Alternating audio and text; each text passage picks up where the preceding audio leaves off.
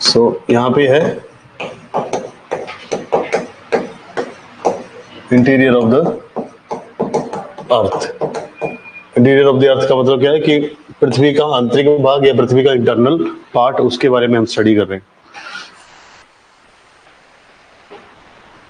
सत श्री अकाल जी, good afternoon. So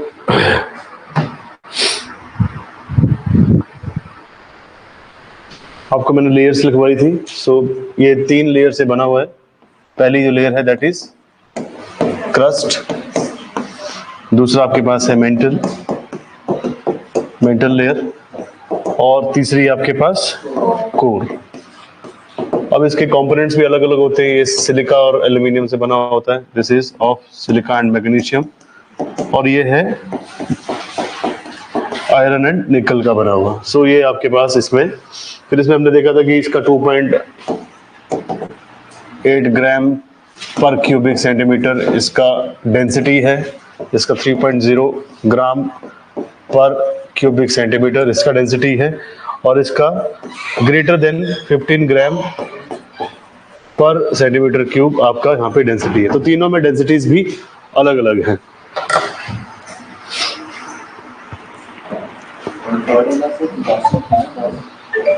greater than 15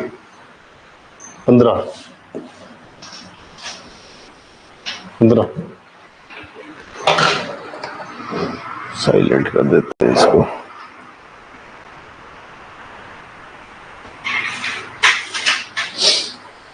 so interior of the earth,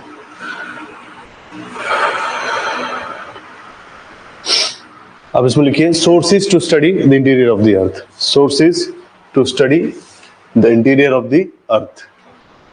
online student अगर आप देख रहे हैं साथ साथ में स्क्रीनशॉट ले लीजिए, अगर नहीं लिखा है, टाइम लग रहा है तो। नेक्स्ट है आपके पास सोर्सेज टू स्टडी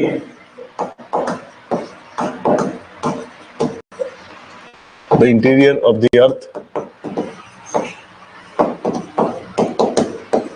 पृथ्वी के आंतरिक भाग के बारे में अगर आप स्टडी करना चाहते हैं, अध्ययन करना चाहते हैं, तो उसके लिए आपको कौन कौन से सोर्सेज को यूज करना पड़ेगा, कौन कौन से आप इसमें स्रोत यूज कर सकते हैं, साधन यूज कर सकते हैं, जिसके through internal part of the अर्थ आप इसमें से देख सकते हैं। तो इसमें आपके पास 2 ही सोर्सेज है, एक है direct source,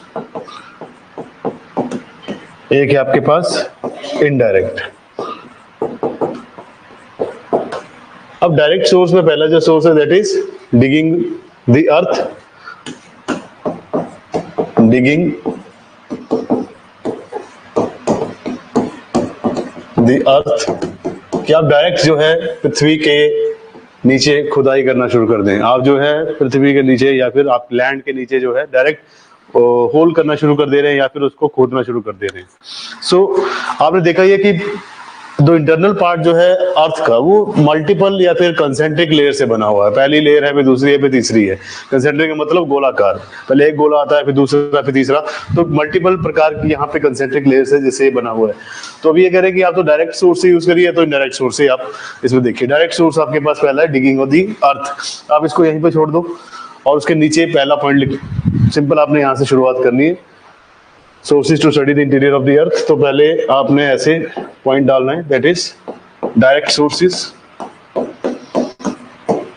direct sources, direct sources के अंदर ही आपका जो फर्स्ट पार्ट आएगा, ऐसे करके आपने शुरुआत करनी है। मेन पॉइंट, उसके बाद सब पॉइंट। तो यहाँ पे आपके पास है डिगिंग द अर्थ, कि अर्थ के नीचे या आप पृथ्वी के नीचे डायरेक्ट जो है खुदाई करना शुरू कर दें, खड्डा करना शुरू कर दें। तो इसमें आप डायरेक्ट सोर्स में लिखिए पहला डिगिंग द अर्थ या फिर डिगिंग अ होल, सिंपल। तो इसमें आप लिखिए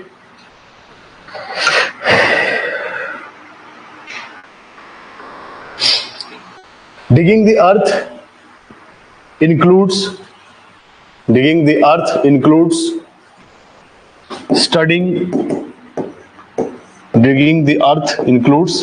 studying the deep mines, बहुत ज्यादा गहरी खाइयां लोगों ने बनाई होती हैं, खुदाई की होती है। क्यों? क्योंकि बहुत सारे आपके मिनरल रिसोर्सेज जो हैं वो अर्थ के नीचे पाए जाते हैं। तो ये बोल रहे हैं कि अगर आप बात कर रहे हैं कि अगर if you want to study the interior part of the earth, अगर आप पृथ्वी के बिल्कुल अंदरूनी भाग को या फिर आंतरिक भाग को अगर आप पढ़ना चाहते हैं तो उसके लिए आपको डायरेक्ट डिगिंग करना शुरू कर देना चाहिए, अगर आपके पास डायरेक्ट सोर्स है। डायरेक्ट सोर्स में ये करे कि इसमें हम ज्यादातर डीप माइन, जो अभी तक जितने भी हमने माइनिंग की हुई है, जितने भी माइनिंग आपने देखी है, उनमें आप स्टडी करेंगे कि डीप माइंस के नीचे कौन कौन सी प्रकार की चीजें पाई जाती हैं। एज वेल एज, आगे लिखिए, studying the deep mines as well as deep ocean drilling, deep ocean drilling, deep ocean drilling project full stop, but as the temperature and pressure, but as the temperature and pressure, but as the temperature and pressure and also density increases, and also density increases as we go down deep inside the earth, as we go down deep inside the earth, deep inside the earth, full stop. We have been, let's look at, we human have been able to, we human have been able to go up to, we human have been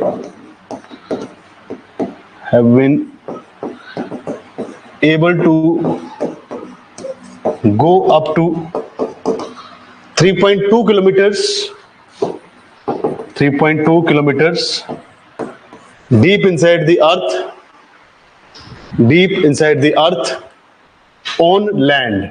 तो अगर हमने भूमि, मतलब हमने continental part के ऊपर जब कभी खुदाई की है तो हम 3.5 किलोमीटर तक ही हम खुदाई कर पाए हैं, and 12 kilometre on the ocean surface, and 12 kilometres on the ocean surface. तो समुद्र के नीचे हम जो अभी तक सबसे बड़ा जो खड्डा कर पाए हैं या जो हम माइन बना पाए हैं वो है 12 किलोमीटर का।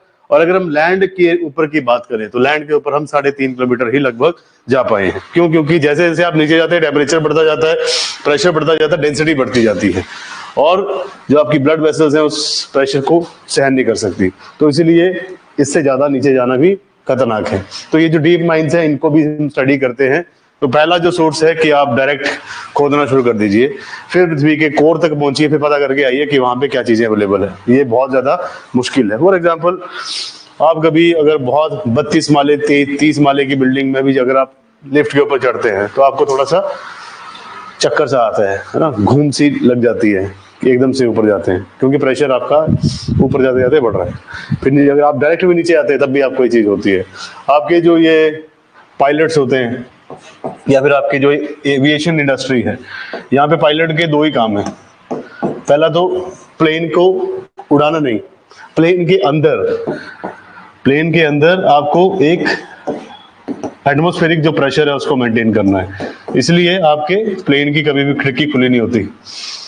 ये तो आप जो ऐसे दूर से करते हो बाय बचपन से, किसी को नहीं दिखता है, बट प्लेन के अंदर का जो एटमॉस्फेरिक प्रेशर है जो कि ह्यूमन के अकॉर्डिंग होना चाहिए उसको ये मेंटेन करता है। दूसरा, पायलट इतना ज्यादा खुद नहीं उड़ाते, ज्यादातर आपके ऑटो पायलट ही हैं। बस एक बार उन्होंने क्या करना है, एक बार टेक ऑफ करना है, दूसरी बार लैंड करना है। बीच में अगर कहीं पे कोई टर्बुलेंस आता है तो उसको संभालना है, बाकी कोई काम नहीं है ना। पायलट के पास पैसा बहुत होता है, इस इंडस्ट्री में बहुत पैसा मिलता है, बट रिस्की भी है ऑल्दो, है ना। और काम इनका हेक्टिक होता है, यहाँ से दिल्ली, दिल्ली से फिर चेन्नई, चेन्नई से फिर दोबारा दिल्ली, दिल्ली से फिर अपने घर जाएगा वापस, तो बहुत लंबा चक्कर होता है। और कई बार इनको होल्ड पे भी लगा के रखते हैं, जैसे एटीसी ने क्लियरेंस नहीं दी, एयर ट्रैफिक कंट्रोलर ने, है ना, तो फिर वहीं पे रुके रहो, 6-6 घंटे भी डिले हो जाती है। फिर हमारी जैसे कुछ एक सवारियां परेशान हो रही होती हैं, वो तंग करती हैं। अब देखते हैं कई बार यूट्यूब पे भी आ जाता है कि झगड़ा हुआ इंडिगो वालों के साथ, झगड़ा हुआ विस्तारा वालों के साथ, तो एटीसी। अब एटीसी भी अपनी मर्जी से नहीं आपको रोकता है, क्योंकि ये पूरा का पूरा हवा का फ्लो चेक करते हैं ना। आपने अगर बीएससी कर रखी है नॉन मेडिकल में, तो airport authority of India exam निकालता है इसका, एटीसी का। एटीसी की अच्छी सैलरी है ना, गवर्नमेंट का ही जॉब होता है ये। और ये क्योंकि आपका जो ये एयरपोर्ट अथॉरिटी ऑफ इंडिया है, ये गवर्नमेंट के अंडर ही आता है। जितना भी आपका एविएशन इंडस्ट्री है वो लगभग गवर्नमेंट के अंदर, जैसे कि डायरेक्टर जनरल सिविल एविएशन उसके अंडर आते हैं। तो सेमी गवर्नमेंट है ये, एक टाइप से आपकी पीएसयू है सरकार की। नेक्स्ट आपके पास जो ऑप्शन है वो है दूसरा, आपको अगर डायरेक्ट स्टडी करनी है तो दूसरा आपके पास जो ऑप्शन है इस फ्लो चार्ट में, दैट इज वोल्केनो।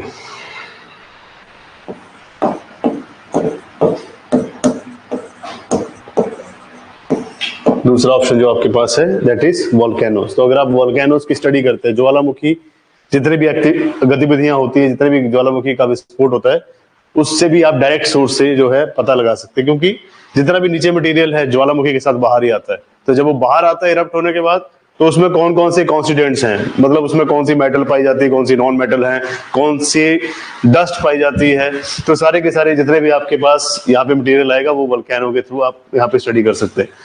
वोल्केनो का प्रॉब्लम क्या है, ये भी लगभग 200 किलोमीटर तक की सीमित है। ये 200 किलोमीटर से ज्यादा आप जो है वोल्केनो से अर्थ के नीचे जो मटेरियल उसके बारे में पता नहीं कर सकते। ऑल्दो अर्थ की जो खुद की रेडियस है वो लगभग 6371 किलोमीटर है, मतलब 6371 किलोमीटर डीप आपको जाना पड़ेगा, तब पता लगेगा कि पृथ्वी के सेंटर पॉइंट पे क्या चीजें अवेलेबल है। तो इसलिए 200 किलोमीटर तो कुछ भी नहीं है, 200 किलोमीटर तो इसका 10% भी नहीं है ना।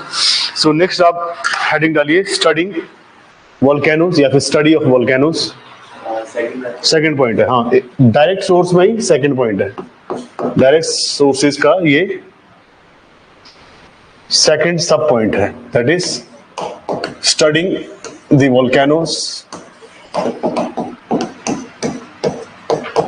Studying the volcanoes. तो अगर आप वोल्केनोस के बारे में स्टडी करते हैं तब भी आपको सोर्सेज मिल जाते हैं अर्थ के इंटीरियर पार्ट के बारे में जानने को, क्योंकि अर्थ के इंटीरियर के नीचे क्या चीजें हैं वो आप इजीली पता कर सकते हैं। तो स्टडिंग द वोल्केनोस, इसमें लिखिए the study of volcanoes can give, the study of volcano can give us, the study of volcanoes can give us the idea, study of volcanoes can give us the idea of constituents, idea of the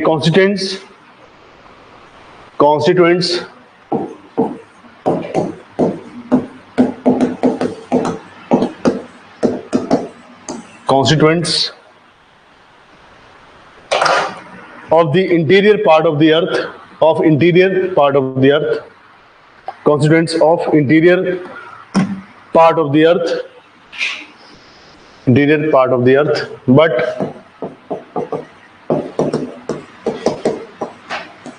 interior part of the earth, but volcanoes mostly occur, what volcanoes mostly occur, volcanoes mostly occur from the depth of, volcanoes mostly occur from the depth of, from the depth of 200 kilometers, depth of 200 kilometers, bracket में लिखिए asthenosphere, asthenosphere. Volcanoes can occur 200 kilometers, ये क्या हो गया asthenosphere बहुत छोटा हो गया, 200 kilometers, that is asthenosphere, ASTHENOSPHERA, asthenosphere. But and this volcanic eruption can hardly help us, and this volcanic eruption can hardly help us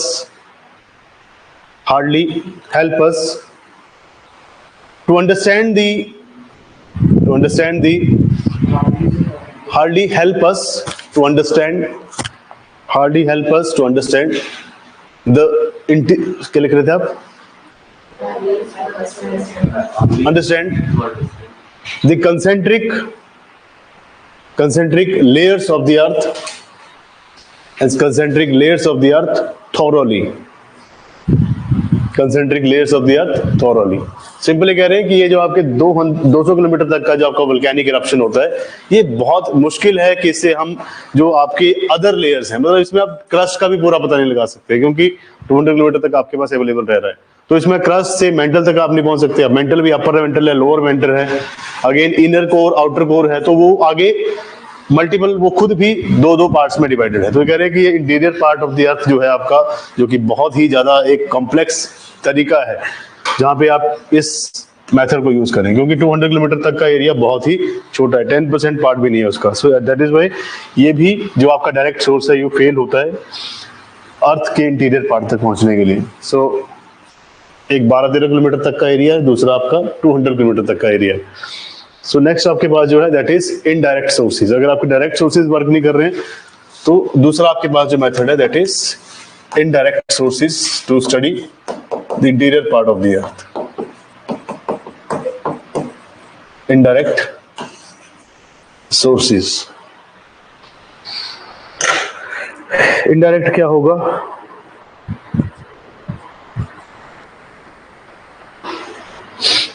indirect, हाँ जी, मान लीजिए जैसे आपके अर्थ, तो अगर आप यहाँ पे है ना, और आपको इसके बिल्कुल सेंटर पॉइंट तक जाना है, तो ये है 6371 किलोमीटर.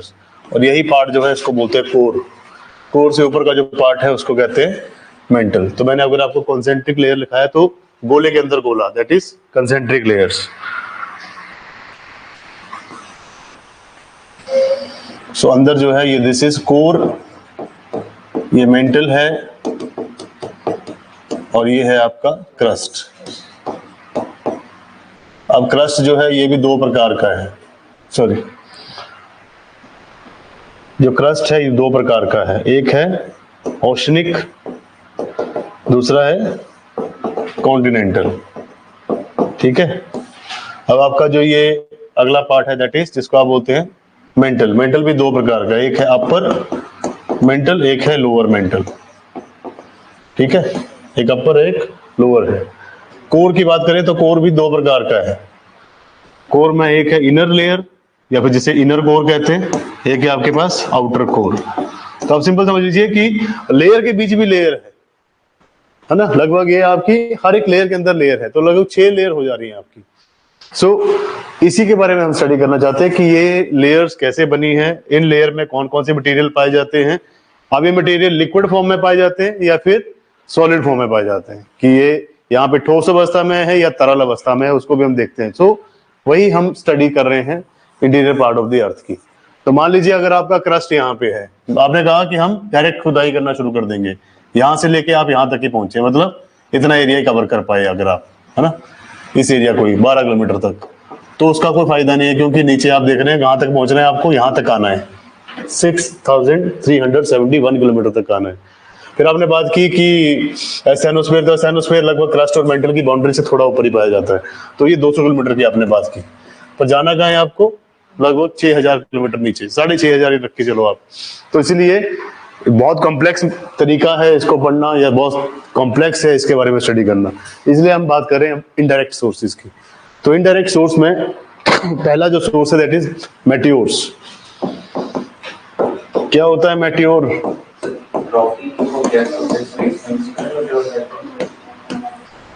देसी भाषा में उल्का पिंड. ऐसे पत्थर या ऐसी चट्टानें जो कि पृथ्वी की सतह के ऊपर आके गिर जाती हैं, उन्हें कहते हैं उल्का पिंड. तो उसी में से आपका मेटियोर है. मेटियोर के बारे में स्टडी.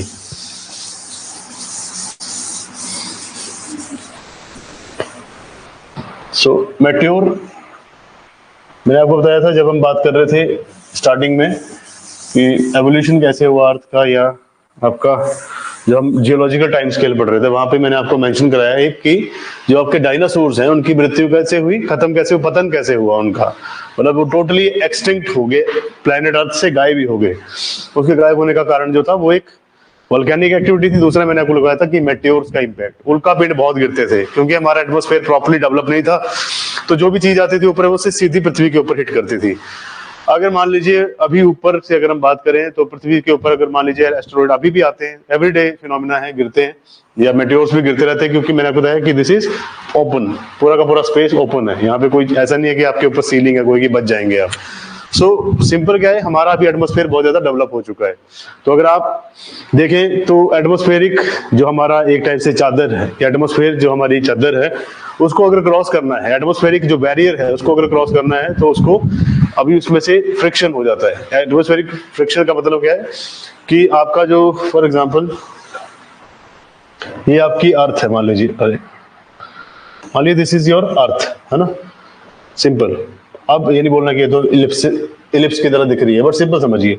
अब आपके स्पेस में से लगभग 400 किलोमीटर अबव दी अर्थ कोई मटेरियल ऊपर से गिरता हुआ आ रहा है, तो यहाँ पे ऊपर हमारे अर्थ के ऊपर एक एटमॉस्फेयर है। अब इस एटमॉस्फेरिक बैरियर को क्रॉस करना मुश्किल होता है क्योंकि यहाँ पे बहुत सारी गैसेस इकट्ठी हैं। अब इन गैसेस के कांटेक्ट में जैसे ये मटेरियल आता है, ये हवा में ही इसमें आग लग जाती है, ठीक है, बर्न हो जाता है, विस्फोट हो जाता है इसका, चाहे पत्थर है चाहे कोई बड़ा चट्टान है, उसको पूरा का पूरा ये एटमॉस्फेरिक बैरियर जो है जैसे नीचे की तरफ वो आता है तो वो चीजें फटना शुरू हो जाती है। जैसे मूवीज में भी आप देखते हैं कि क्रैश जब होता है तो पूरे के पूरे चिथड़े उड़ जाते हैं आपके जहाज के, तो वैसे ही ये अगर बहुत ज्यादा ऊपर हाइट से आ रहा है तो अर्थ के एटमॉस्फेयर में जैसे एंटर करेगा ये ऊपर ही तबाह हो जाता है।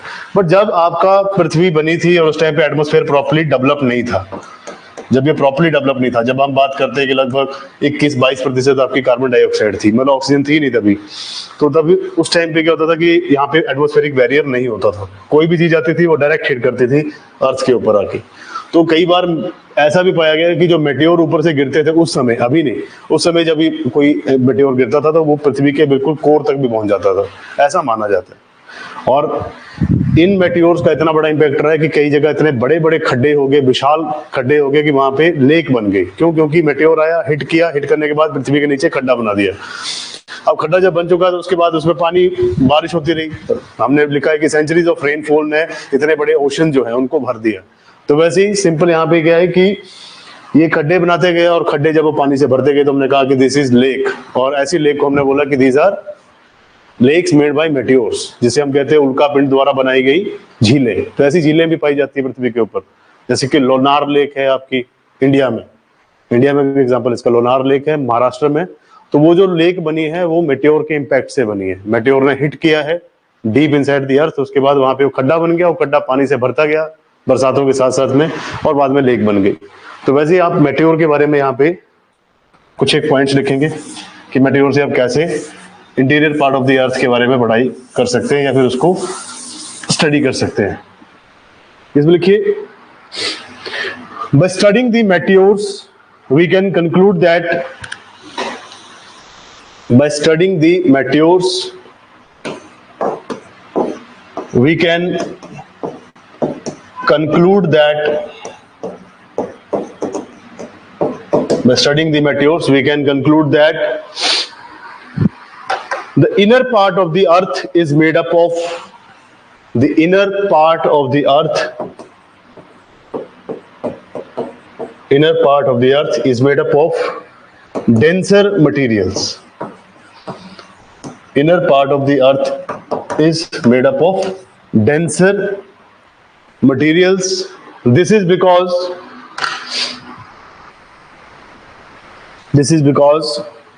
when meteors enters the earth,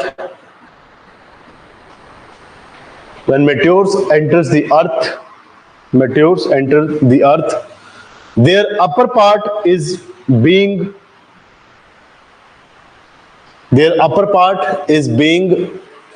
when meteor enters the earth, their upper part is being burnt, B-U-R-N-T, upper part is being burnt, exposing the core, upper part being burnt, exposing the core. Simply कह रहे हैं कि Meteor की study से, Meteor के अध्ययन से हम ये पता लगा सकते हैं, हम ये कंक्लूड कर सकते हैं, निष्कर्ष निकाल सकते हैं, या फिर हम उस नतीजे तक पहुंच सकते हैं कि जब भी मेटेओर या उल्कापिंड पृथ्वी की सतह पे आता है, हिट करता है, तो पृथ्वी की सतह में जो नीचे का जो पार्ट है, आपका इनर पार्ट जो है आपके अर्थ का, वहां पे बहुत ज्यादा डेंसर मटेरियल का मतलब क्या है, जो कि बहुत ज्यादा जिनका मास है ना। मास का मतलब क्या है कि जो चीजें हैवी हैं, तो हैवी मटेरियल से आपका जो है इनर पार्ट ऑफ द अर्थ बना हुआ है। सबसे अपर जो लेयर है आपकी, उसमें इतने ज्यादा हैवी मेटल्स नहीं है। सिंपल, जैसे आप देख रहे हैं कि निकल और आयरन सबसे नीचे मिल रहा है, तो वो हैवी मटेरियल्स हैं। उसके बाद फिर आपका सिलिका और मैग्नीशियम है, वो थोड़ा हल्का है। और सबसे लास्ट जो लेयर है क्रस्ट, वो सिलिका एल्यूमिनियम से बनी है, जो कि बहुत ही हल्की क्रस्ट होती है। तो सिंपल, इससे हमें पता लग रहा है कि जब भी मेटेओर्स जब कभी भी पृथ्वी की सतह के ऊपर आते हैं, वो सतह को हिट करते हैं। जब वो हिट करते हैं, उसके बाद जो इनका अपर पार्ट होता है वो जल जाता है। वो जलता क्यों? क्योंकि नीचे डेंसर मटेरियल है। अगर डेंसर मटेरियल ना हो तो वो जलेगा। तो इसलिए बोल रहे हैं कि अपर पार्ट जो है उसका वो जला हुआ होता है जब भी वो कोर के साथ एक्सपोज होता है, या कोर के साथ जब भी इसका एक्सपोजर होता है। सो इससे एक इन्होंने निष्कर्ष निकाला कि पृथ्वी के नीचे कहीं ना कहीं हैवी मेटल्स पाई जाती हैं, या फिर डेंसर मटेरियल यहाँ पे पाया जाता है। नेक्स्ट,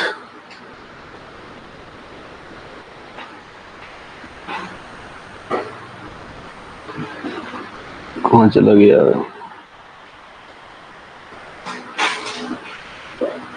दूसरा जो आपके पास है method, that is studying the temperature pressure in the interior part of the अर्थ। इसी का सब पॉइंट आएगा। जैसे फर्स्ट पॉइंट था मेटेओर, सेकंड आएगा आपका इनडायरेक्ट सोर्सेज में स्टडिंग द टेम्परेचर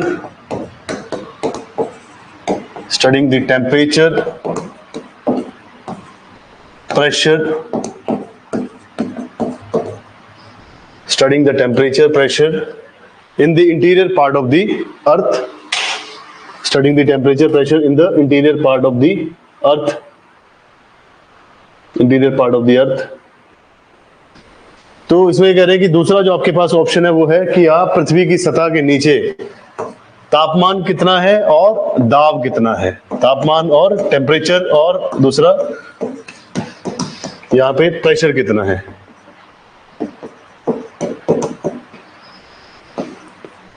तो पृथ्वी के अंदरूनी भाग में कौन कौन से मेथड चलते हैं कि वहां पे टेम्परेचर ज्यादा होता है, कम होता है, प्रेशर ज्यादा होता है, या प्रेशर कम होता है। तो ये भी थोड़ा आप अगर आप देखेंगे तो टेम्परेचर प्रेशर भी वेरी करता है। जरूरी नहीं कि अगर टेम्परेचर बढ़ता जा रहा तो बढ़ता ही जाएगा। कई जगह पे टेम्परेचर बढ़ता है, कई जगह पे प्रेशर बढ़ता है। तो वो डायनेमिक प्रोसेस रहती है। तो उसी को यहाँ पे अपने स्टडी करना है। और मैंने आपको क्या बताया था, किसी भी चीज को अगर आपको 3 स्टेजेस में घुमाना है, फॉर एग्जांपल सॉलिड से लिक्विड लेके जाना, लिक्विड से गैस लेके जाना है, क्या करना पड़ेगा? टेम्परेचर प्रेशर के साथ खेल किया जाता है सारा। ये ही पूरा का पूरा मेथड है। सॉलिड से लिक्विड मेरे को लेके जाना है, किस चीज को, मेरे को क्या करना पड़ेगा? मैं टेम्परेचर बढ़ाऊंगा, प्रेशर गिरा दूंगा, सो दैट ये लिक्विड में कन्वर्ट हो जाए। अगेन यहाँ पे लिक्विड से गैस लेके जाना है, फिर टेम्परेचर बढ़ाएंगे और प्रेशर को क्या करेंगे? बढ़ाएंगे, कम करेंगे, या सेम रखेंगे?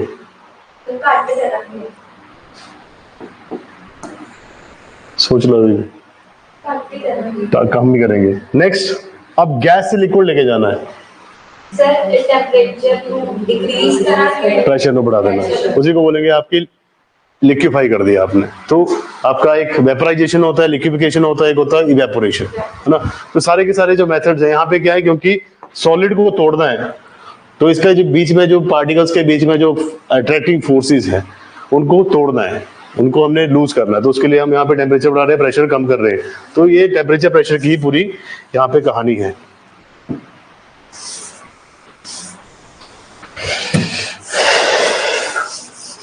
तो यहाँ पे लिखिए आप, studying the temperature pressure in the interior part of the earth. और इसमें लिखिए अभी आप, as we go deep inside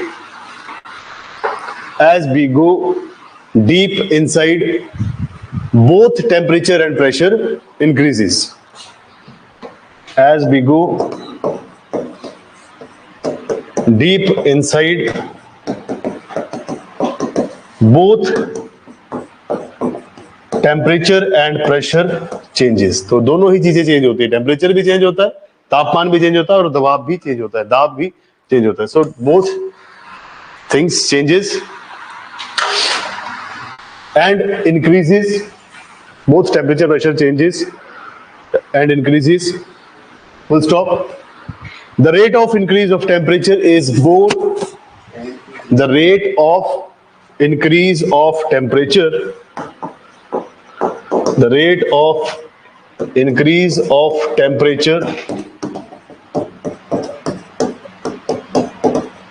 the rate of increase of temperature is more, the rate of increase of temperature is more in the upper part, because the rate of increase of temperature,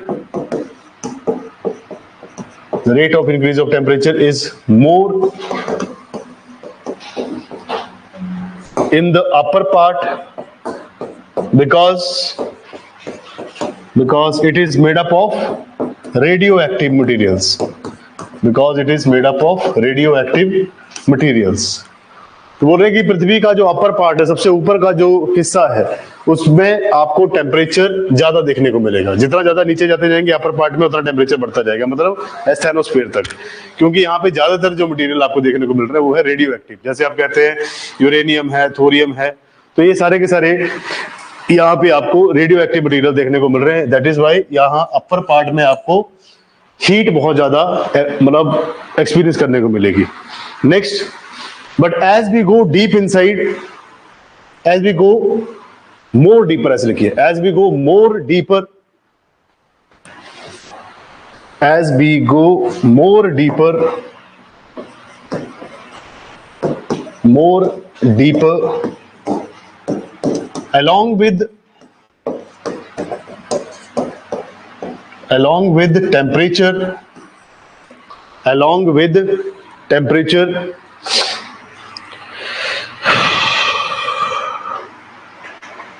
pressure also increases. As we go more deeper, along with temperature, along with the temperature, pressure also increases. तो temperature तो बढ़ ही रहा है, साथ साथ में pressure also increases, and hence most of the earth, hence most of the earth except, hence most of the earth except,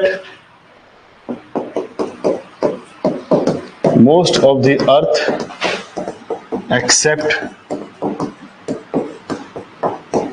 outer core, outer core को वही इन्वर्टेड कॉमा में रखिए, most of the earth except outer core is in solid form, is in solid form. तो outer core जो है वो solid form में है।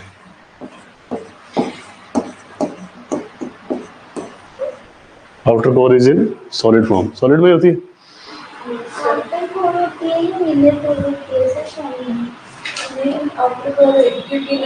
एक मिनट,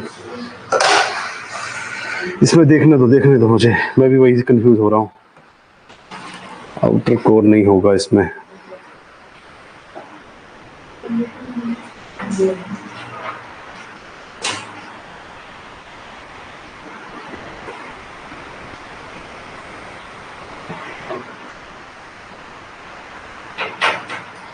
ये है ना, इसमें गलत हो रहा है। दिस शुड बी, पूरा ना कट जाए, बस इतना जाना चाहिए। यहां पे लिखना आपने लिक्विड, दिस इज लिक्विड। अब जिसके नोट्स है मेरे पास, वो बहुत महान व्यक्ति हैं, उन्होंने बहुत जगह गलतियां की हुई हैं। आउटर कोर लिक्विड है, इनर कोर जो है वो सॉलिड में है। तो इसमें कह रहे हैं कि दूसरे मेथड में अगर आप देखेंगे तो टेम्परेचर भी बढ़ रहा है, प्रेशर भी बढ़ रहा है, नीचे जाके बहुत मतलब कॉम्प्लेक्सिटी हो जा रही है। पहले में तो आपको पता लग ही रहा कि टेम्परेचर बढ़ता है, ये तो आपने जब डायरेक्ट सोर्स पढ़ा ना, जिसमें आप बोल रहे हैं कि सीधा खुदाई करना शुरू कर दीजिए, नीचे हीट है, वो हम नॉर्मली भी यहाँ पे ऑब्जर्व कर सकते हैं। और नीचे ऐसे रेडियो एक्टिव मटेरियल्स हैं जहाँ पे आपको खुद ही, मतलब सिंपल समझिए, जब आपका वोल्केनो ही 200 किलोमीटर से आ रहा है तो वोल्केनो क्यों इरप्ट हो रहा है? क्योंकि वहां पे रेडियो एक्टिव मटेरियल है। वही रेडियो एक्टिव मटेरियल जो है हीट को यहाँ पे इवॉल्व करते हैं। जैसे जैसे वो हीट ऊपर की तरफ को आना शुरू कर देती है तो जितने भी मटेरियल होते हैं ऊपर उनको पिघला देती है। जब उसको पिघलाती है तो वो आग की फॉर्म में बाहर निकलता है, जिसको आप कहते हैं कि यहाँ पे ज्वालामुखी का विस्फोट हुआ या ज्वालामुखी का यहाँ पे एक ऐसे इरप्शन हुआ है। बट नीचे जाके टेम्परेचर और प्रेशर में बहुत ज्यादा चेंजेस आते हैं, इसीलिए कॉम्प्लेक्स होता जाता है। अब ये नहीं पता लगता है कि वहां पे पहले कौन सा मटेरियल लिक्विड फॉर्म में मिलेगा, कौन सा सॉलिड फॉर्म में मिलेगा। तो दैट इज व्हाई यहाँ पे इन्होंने मल्टीपल मेथड्स को यहाँ पे यूज किया। अब लास्ट जो आपके पास मेथड है इनडायरेक्ट में,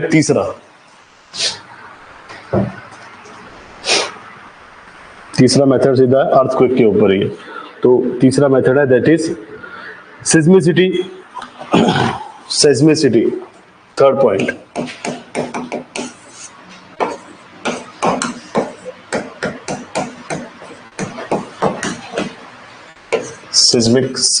सिस्मिसिटी दैट इज, या फिर सेस्मिक वेव्स, सेस्मिक तरंगे भी हैं इसमें। तो कॉन्सेप्ट को सिस्मिसिटी कहते हैं, वैसे सिस्मिक वेव्स। सो यहाँ पे ये कह रहे हैं कि अगर आपको स्टडी करना है interior part of the earth,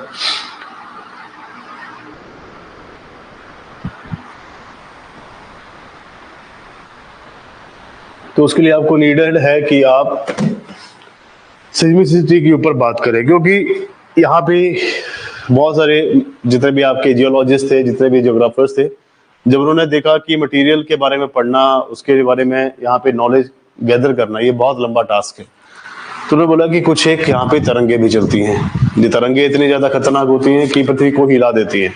और अब ये जब अर्थ को शेक कर रही है तो शेक करने के कारण यहाँ पे दो प्रकार के आपके पास तरंगे हैं, एक है प्राइमरी, एक है सेकेंडरी। प्राइमरी या पी या एस जिसे आप कहते हैं, तो बोल रहे कि ये प्राइमरी और सेकेंडरी जो आपके पास तरंगे हैं इनका अलग अलग प्रभाव है। प्राइमरी जो है उनका अलग बिहेवियर है, सेकेंडरी उनका अलग बिहेवियर है। कुछ जो है वो परपेंडिकुलर चलती हैं, है ना, कुछ जो है वो शेक कर देती है पूरा का पूरा, कुछ एक लॉन्गिट्यूडनल है, राइट। तो इनके एम्पलीट्यूड के हिसाब से भी, इनकी जो गति है उसके हिसाब से भी बहुत ज्यादा इम्पैक्ट पड़ता है। सो प्राइमरी वो है जो पहले रिकॉर्ड की जाती है आपके सेस्मोग्राफ में, सेकेंडरी वो है जो बाद में आती हैं।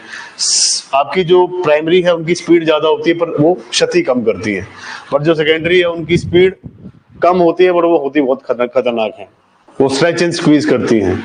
एक जो है वो सिंपल मूवमेंट कर रही है, राइट। सो इन दोनों के हिसाब से आप पता कर सकते हैं कि इंटीरियर पार्ट ऑफ द अर्थ में क्या चीजें हैं, क्योंकि इनका जो प्रभाव है वो पृथ्वी के बिल्कुल धरातल तक, पृथ्वी के बिल्कुल सेंटर पॉइंट तक इसका जो है इम्पैक्ट देखा जाता है।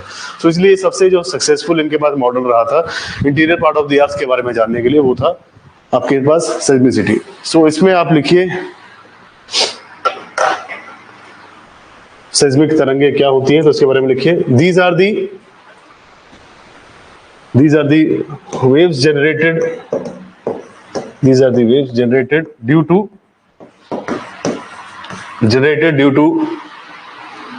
shaking of the earth, generated due to shaking of the earth। तो ऐसी तरंगे जो कि पृथ्वी के कंपन से या पृथ्वी के कांपने से या पृथ्वी के शेक होने से पैदा होती है, शेकिंग ऑफ द अर्थ। तो इसी को ये कह रहे हैं कि दीज आर दी सेस्मिक तरंगे due to shaking centre of the earth तक नहीं। इनकी तरंगों की इंटेंसिटी देखी ना कि कितना ज्यादा इंपैक्ट है इनका, मतलब इनके पास एक इंस्ट्रूमेंट था सिस्मोग्राफ के थ्रू इन्होंने देखा कि कितना इंपैक्ट है। इन्होंने देखा कि कुछ एक जो है सॉलिड मटेरियल में फास्ट चलती हैं, कुछ एक जो है वो लिक्विड मटेरियल में स्लो हो जाती है। तो इन्होंने इन तरंगों का बिहेवियर देखा कि पृथ्वी के इंटरनल पार्ट में जब ये जा रही हैं तो इनका अलग अलग बिहेवियर है। कुछ जो है उनका स्पीड बढ़ जा रही है, कहीं की स्पीड कम हो जा रही है, कई जो है लिक्विड में नहीं फॉलो कर रही है, कोई लिक्विड में पास नहीं कर पा रही है, कोई सॉलिड में पास नहीं कर पा रही है। तो वो इन्होंने बिहेवियर देखा कि स्पीड, इंटेंसिटी, दूसरा सॉलिड मटेरियल में कैसे बिहेव कर रही है, लिक्विड में कैसे बिहेव कर रही है। तो उन्होंने सिर्फ इंस्ट्रूमेंट के थ्रू ही, सेस्मोग्राफ, और लिखाऊंगा मैं आपको।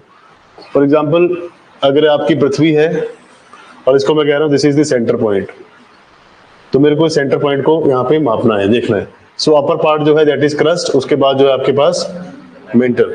मेंटल भी आपका डिवाइडेड है, एक अपर एक लोअर, उसके बाद फिर आपका इंटीरियर पार्ट आ जाता है। तो सिंपल इसको हम देखेंगे, ऐसी डायग्राम बनेगी बाद में आपकी। बस हमें किसी भी पार्ट ऑफ द अर्थ से आप देखना चाहें, चाहे आप यहाँ से देखना चाहे यहाँ से देखना चाहें, आपको पहुंचना कोर तक है, क्योंकि आप कोर के ऊपर स्टडी करना चाहते हैं। क्योंकि अपर मेंटल तक तो हम पहुंच ही गए थे एस्थेनोस्फीयर में, तो अभी हमारा जो टारगेट है that is deep inside the earth. So अब लिखिए, due to shaking there is release of energy. Due to shaking there is release of energy. Release of energy simple, जब पृथ्वी शेक हो रही है, कांप रही है, या फिर भूकंप, उसमें कंपन आ रहा है। भूकंप का मतलब क्या है? पृथ्वी, भू एंड कंप, कंपन का मतलब क्या है कि पृथ्वी कांप रही है। भू मीन्स आपकी भूमि, so that is release of energy. तो जब भी पृथ्वी में ऐसी शेकिंग होती है that is release of energy in the form of seismic waves। तो seismic तरंगों की फॉर्म में ये एनर्जी यहाँ पे रिलीज हो रही है। जैसे ध्वनि है ना, साउंड की बात करते हैं, जब मैं आपसे बात कर रहा हूं तो कहीं ना कहीं there is a release of energy, और वो जो एनर्जी है वो आप तक पहुंच रही है अलग अलग तरंगों के थ्रू, और इसी तरंगों के थ्रू आप सुन पा रहे हैं। तो दैट इज seismic waves। इसमें लिखिए, these are of two types. सीधी सीधी बात करेंगे हम, आपकी किताब है मेरे पास, देखिए ये फिजिकल ज्योग्राफी की, सविंदर सिंह, बहुत बड़ी किताब है। इस पुस्तक को अगर मैं आपको रिकमेंड करूं तो आप परेशान हो जाएंगे। ये वही पढ़ेगा जिसके पास अपना ज्योग्राफी ऑप्शन है। तो बेसिकली इस किताब को खोल ही नहीं रहा हूं यहाँ पे, अदरवाइज नोट्स उतने बन जाए कि पूछिए मत। 3 ग्रंथ लिखवा दूं मैं आपको, और उसका फायदा नहीं है, क्योंकि जितना इंटीरियर आपको रिक्वायर्ड है उतना ही आपने पढ़ना है। So these are of two types. Seismic जो है ये 2 प्रकार के हैं।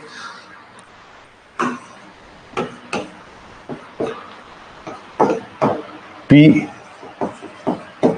that is प्राइमरी, प्राथमिक तरंगे। अरे अभी बात आजकल क्या हुआ है कि बहुत सारे स्टूडेंट्स के मैं मैसेजेस देख रहा हूँ, हिंदी इंग्लिश में समझा दिया करो, सीधा इंग्लिश में चल रहे हैं। मैं कहता इतनी इंग्लिश तो हमें भी नहीं आती है ना, कि जो आपको समझना आए। उतनी खतरनाक इंग्लिश तो हम बोलते ही नहीं है। शशि थरूर तो होनी में है ना, कि हर बार कोई ना कोई वोकैबुलरी आ जाएगी, बट फिर भी these are the primary. Primary means पहले आने वाली, सिर्फ पहले तरंगे उत्पन्न होती हैं, या फिर जिन्हें प्राथमिक कहते हैं। दूसरी है सेकेंडरी, मतलब ये दूसरे नंबर पे यहाँ पे इवॉल्व होती हैं, तो इसको एस वेव कहा जाता है शॉर्ट फॉर्म में। तो एक है प्राइमरी, एक है सेकेंडरी। अब इन दोनों के बिहेवियर को इन्होंने स्टडी किया कि ये कैसे मूवमेंट करती हैं। अब इन दोनों की स्टडी आपको करनी है। बाकी अगर और ज्यादा इसको लंबा चौड़ा करना हो तो ये जो आपकी तरंगे निकलती हैं, जिसको हम सेस्मिक कह रहे हैं, ये 2 प्रकार की होती है। एक होती है सरफेस, जो सतह के ऊपर जो है मूवमेंट करती है। दूसरी होती है बॉडी, जो कि सतह के अंदर पाई जाती है। ऐसी भूकंप की तरंगे जो कि सतह के ऊपर चलती है उनको बोलते हैं सरफेस वेव्स, और ऐसी तरंगे जो कि पृथ्वी के अंदर मूवमेंट करती हैं इंटरनल पार्ट में, उसको कहते हैं बॉडी वेव्स। तो आप इसको ऐसे भी लिख सकते हैं, फिर नहीं कहना हमें बताया नहीं, पर इसका फायदा नहीं है क्योंकि आपको पढ़ना यही है इंटरनल, जो इंटरनल पार्ट है। सो दीज आर दी, ये इंटरनल पार्ट में होती हैं, ये भी लिखी देते हैं। ये एक्सटर्नल पार्ट में होती है, मतलब सतह के ऊपर चलने वाली सतही तरंगे, अंदर चलने वाले आंतरिक तरंगे। तो ये आंतरिक तरंगे हैं इंटरनल पार्ट में, ये एक्सटर्नल पार्ट में सरफेस के ऊपर चलने वाली। ठीक है जी, समझ पा रहे हैं है ना। और जो आपकी आगे ये प्राइमरी और सेकेंडरी है ना, ये बॉडी की ही पार्ट है। जो आपकी इंटरनल चलती है उन्हीं का पार्ट है प्राइमरी और सेकेंडरी।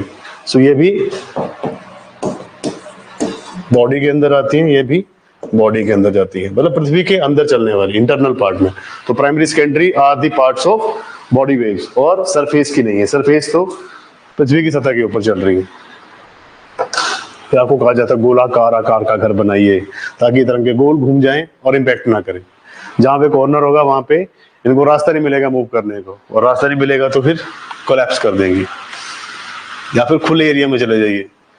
बट उसका कोई फायदा नहीं है। अगर बीच में से दरार हो जाए, पृथ्वी के बीच में 10-10 फुट के गड्ढे हो जाते हैं, बंदा बीच में फंस जाए, फिर सो बहुत खतरनाक है ये, और इसको डिटेक्ट करने के लिए कोई अर्ली वार्निंग सिस्टम नहीं है। जैसे साइक्लोन का 6 घंटे का है, 6 घंटे पहले पता लग जाता है कि साइक्लोन आने वाला है, क्योंकि लो प्रेशर सेंटर जो है वो इंडियन ओशन में बन रहा है, वे ऑफ बंगाल में बन रहा है, आपको आपका मौसम विभाग कह देता है। तो 6 घंटे इनफ होते हैं। 6 घंटे का मतलब है कि अगर आप गाड़ी लेके भी निकले तो आप 6 घंटे में 250 किलोमीटर जा सकते हैं नॉर्मली, आराम से। अगर आप स्लो स्पीड से भी जा रहे हैं तो आप अपर एरिया में जा सकते हैं, अपर लैंड एरिया में जा सकते हैं। So these are the two types of तरंगे या फिर सेस्मिक वेव्स। अब इसमें आपको जो ध्यान देना है वो बनाना है आपने एक डायग्राम। अच्छा नहीं बना, नहीं, गोला पूरा बराबर बनना चाहिए। ठीक है, गुड इनफ। थोड़ा छोटा। अब मैंने आपको बताया कि कुछ एक तरंगे इसमें ऐसी हैं जो कि यहाँ पे मैं लिखते हुए जाता हूँ, क्योंकि अब थोड़ा कंफ्यूजन हो गया आपको। सेस्मिक में दो प्रकार की तरंगे हैं, एक है आपकी सरफेस और दूसरी है body. Surface means external part के ऊपर चलती है, बॉडी इंटरनल पार्ट में। अब ये जो इंटरनल है ये इसी के दो प्रकार हैं, एक है पी और दूसरा है एस। तो इसको कंफ्यूज नहीं करना, क्योंकि ऊपर थोड़ा ज्यादा खिचड़ी इकट्ठी हो गई थी। अब इसमें से अपर जो एरिया में जो कि इसकी सतह के ऊपर कंटिन्यू मूवमेंट कर रही हैं, उनको हम कहेंगे कि दीज आर दी सरफेस। ऐसी तरंगे जो कि सरफेस के ऊपर ही मूवमेंट करती है, तो दीज आर दी सरफेस, सतही तरंगे जो सतह के ऊपर चलती है, राइट। अब एक आप सुनते हैं कि नेपाल में अर्थक्वेक आया है, बट एपी सेंटर जो वो पोखरा में था। एपी सेंटर, एपी सेंटर सुना है? एपी सेंटर सुना है? AP centre, AP centre.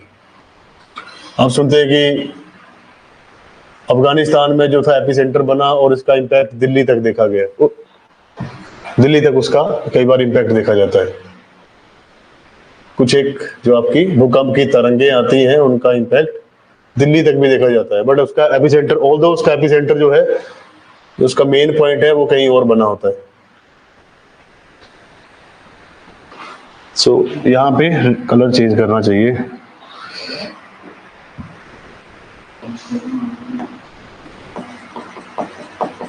इसको लिखिए आप एपिसेंटर, दिखेगा इनको मुश्किल। येलो कलर ठीक है इसके ऊपर।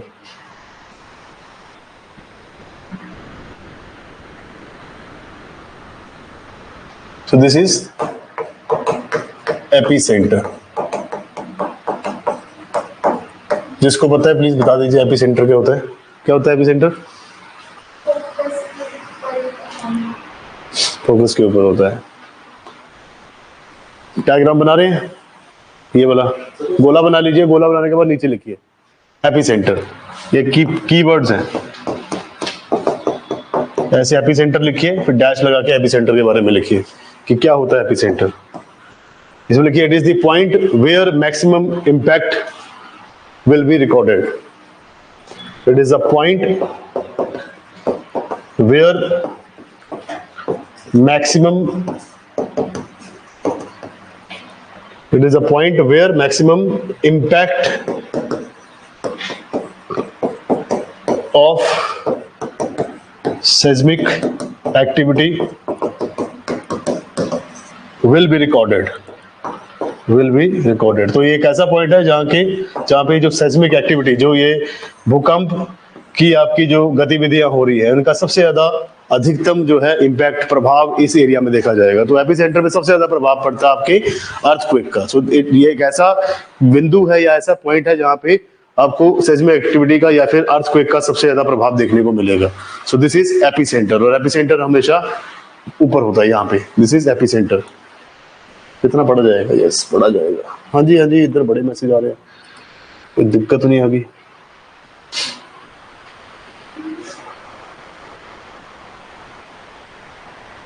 अच्छा, रेड कलर दिख रहा है आपको? हाँ, this is the first point two receive seismic activity.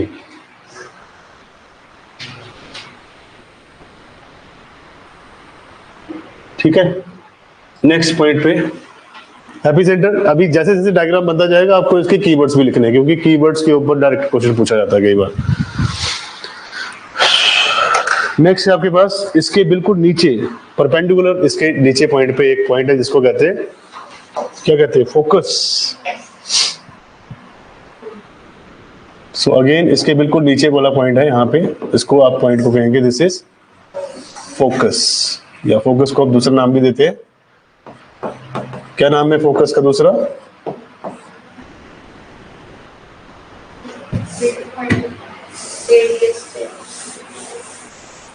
तो दिस इज फोकस। फोकस के बारे में लिखिए, वैसे ही नीचे कीवर्ड्स यहाँ पे आप ऐसे डाल दीजिए पॉइंट फोकस, और उसको आगे आपने एक्सप्लेन करना है ऐसे। फोकस को लिखिए,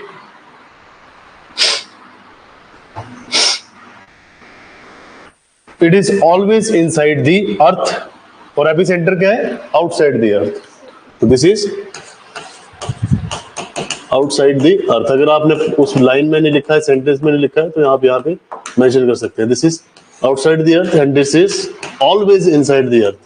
so focus is always inside the earth, it is always inside the earth, always inside the earth, and it is a point, and it is a point where focus, it is a point where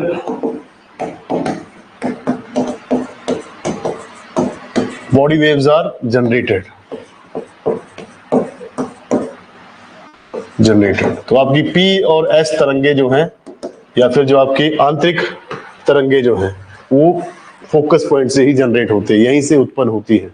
focus का दूसरा नाम जो है that is hypocentre, तो इसको hypocentre भी कहते हैं। तो दूसरा जो नाम है आपके फोकस का that is hypocentre, this is hypocentre, इसको हाइपोसेंटर भी कहते हैं।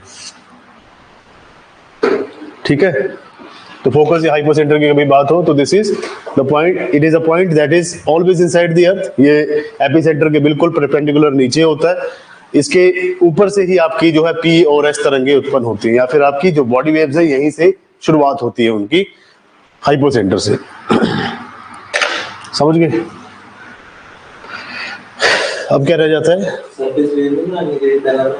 वो मैंने हटा दिया ना, क्योंकि मेरे को एपिसेंटर और इसके जगह चाहिए, नहीं तो फिर कंफ्यूजन हो जाएगी, क्योंकि मैंने अभी यहाँ से बड़ा चित्रकारी करनी है, लास्ट में बनेंगे। अब नेक्स्ट है, अभी हेडिंग डालेंगे that is body waves।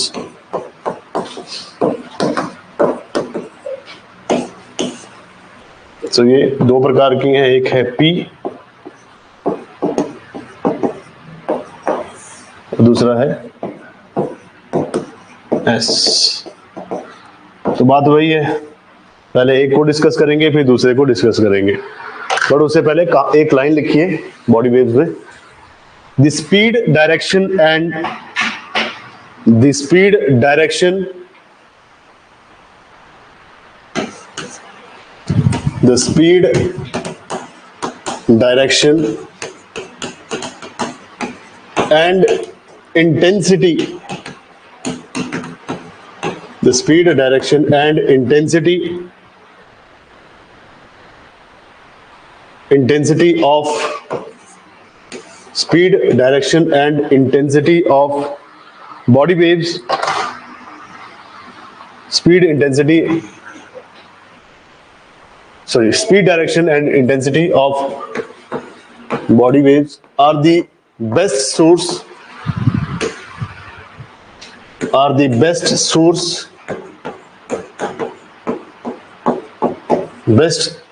not source but sources, are the best sources to study the layered structure of the layered structure of interior part of the earth, layered structure of interior of the earth, not interior part, but लिखिए interior of the earth, तो study the interior of the earth. तो कह रहे हैं कि इन तरंगों की speed कितनी है, इनकी डायरेक्शन कैसी होती है, या इंटेंसिटी कितनी होती है। स्पीड मींस कितनी ज्यादा गति से, कितनी ज्यादा गति से ये मूवमेंट करती हैं, कितना ज्यादा गति से ये चलती हैं। डायरेक्शन का मतलब है कि इनकी दिशा क्या होती है, कि कौन सी डायरेक्शन में जा रही है। और तीसरा जो आपके पास है इंटेंसिटी। इंटेंसिटी का मतलब होता है, बताइए जरा इंटेंसिटी का एग्जांपल। स्पीड, इंटेंसिटी, इंटेंसिटी और स्पीड लगभग सेम बात है, सेम बात है, थोड़ा सा फर्क है बस। फॉर एग्जांपल इंटेंसिटी को सिंपल समझिए कि एक जो आपकी तरंग है ऐसे नहीं मूवमेंट करेगी, गलत बना रहा हूं मैं।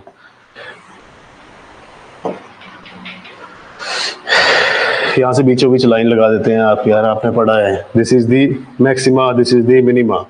कोई वेव कितना ऊपर जा रही है दैट इज मैक्सिमा, कितना डाउन जा रही है दैट इज मिनिमा। तो डायग्राम अच्छी नहीं बनी मेरी, मुझे खुद नहीं पसंद आ रही है। समझिए, कोई तरंग जो है वो मूवमेंट कर रही है इस तरह, है ना।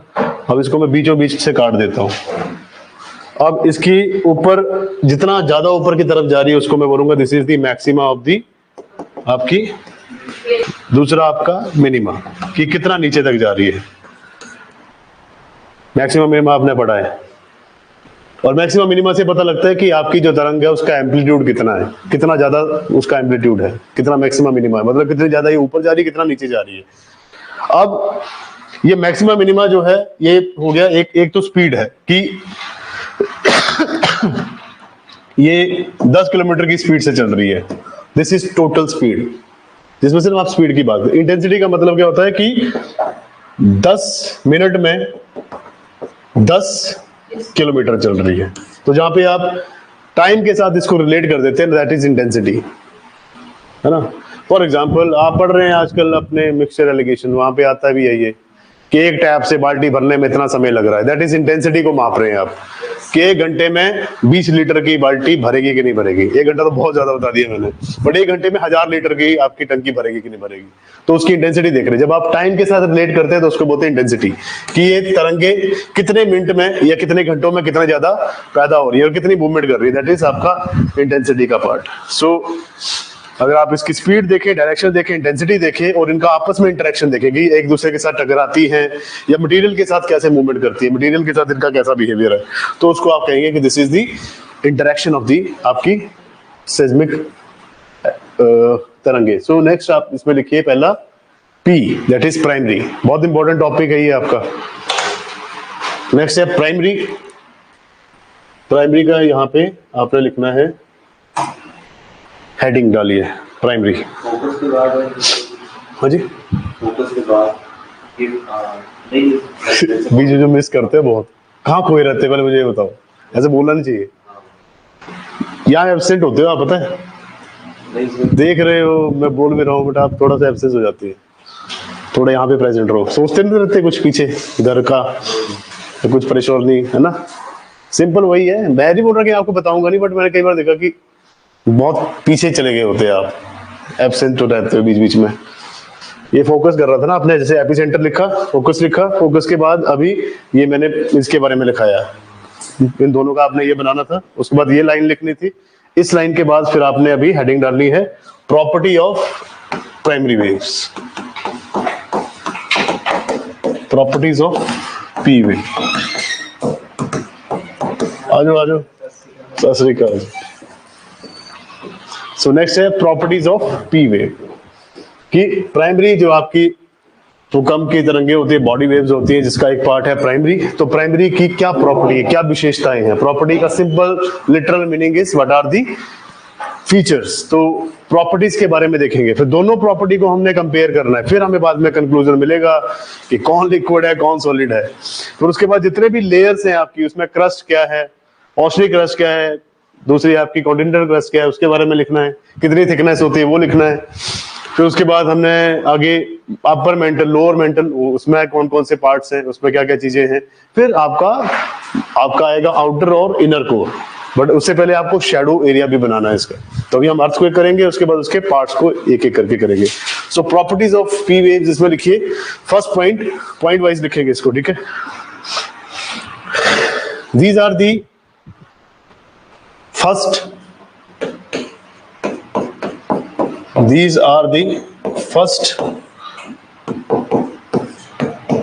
waves to be recorded on the seismograph,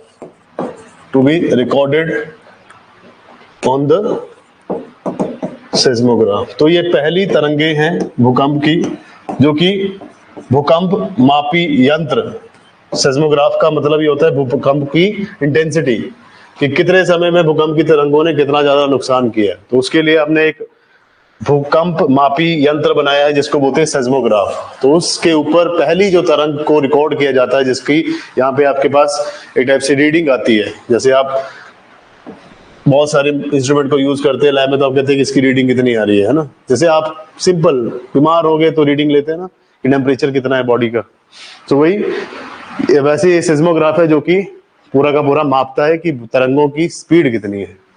second point लिखिए, these are similar to sound wave. अरे एक minute,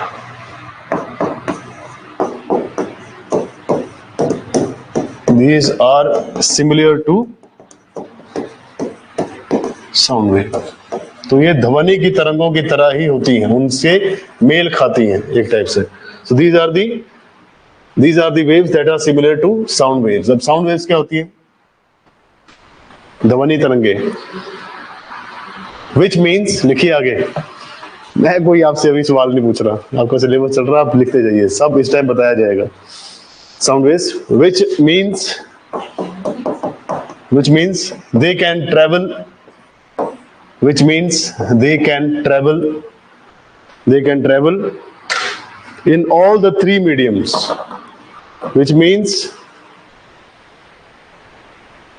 they can travel in all the three mediums। तो ये ध्वनि तरंगों से मेल खाती है, जिसका मतलब क्या होता है, जैसे ध्वनि की तरंगे ठोस, द्रव्य और गैस तीनों में ही, तीनों कंडीशंस में एक टाइप से मूवमेंट कर सकता है। तो वैसे ही ये भी तीनों जो आपके मीडियम होते हैं, that is solid, liquid, gas, तीनों में ये ट्रेवल कर सकती हैं। तो ब्रैकेट में लिख लीजिए, सॉलिड, लिक्विड एंड गैस, तीनों में ट्रेवल कर सकती है ये। ठीक है, ये हो गया इसका सेकेंड पॉइंट, दैट इज कि ये इसकी प्रॉपर्टी है। थर्ड, ये इंपॉर्टेंट पॉइंट है, इसको अंडरलाइन करके लिखिएगा। The speed of P waves is greater, the speed of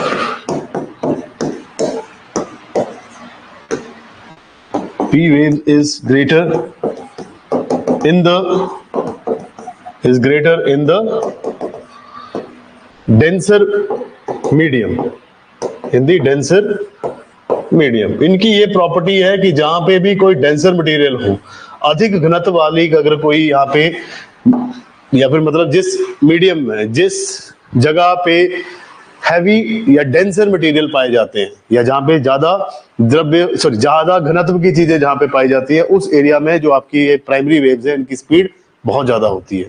मतलब प्राथमिक जो आपकी तरंगे, इनकी गति डेंसर मटेरियल में या फिर अधिक घनत्व वाले माध्यम में इनकी स्पीड बढ़ जाती है, बहुत फास्ट ये मूवमेंट करती है। So this is the property, आप इसको कंक्लूजन में यूज करेंगे। थर्ड पॉइंट के बाद लिखिए fourth point, the primary waves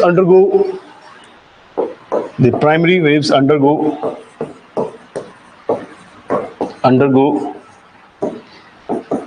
compression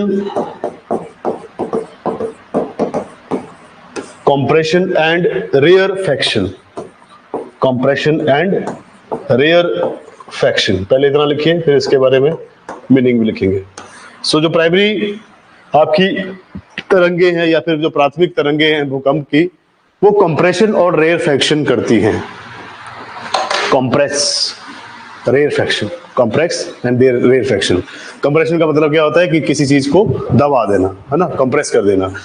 और दूसरा जो मीनिंग है आपका दैट इज उसको खींचना, तो स्ट्रेच एंड स्क्वीज करती हैं, तो ये कभी स्ट्रेच करती है कभी स्क्वीज करते हो। आप लिखिए that means they will stretch and squeeze, that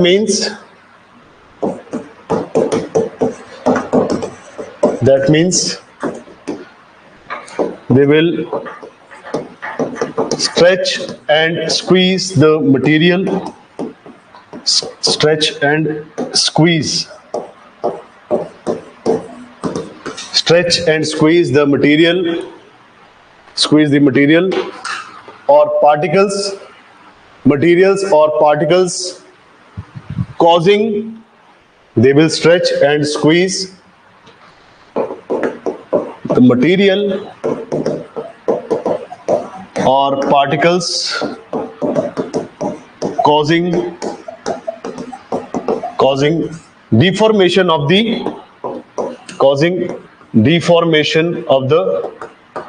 rocks,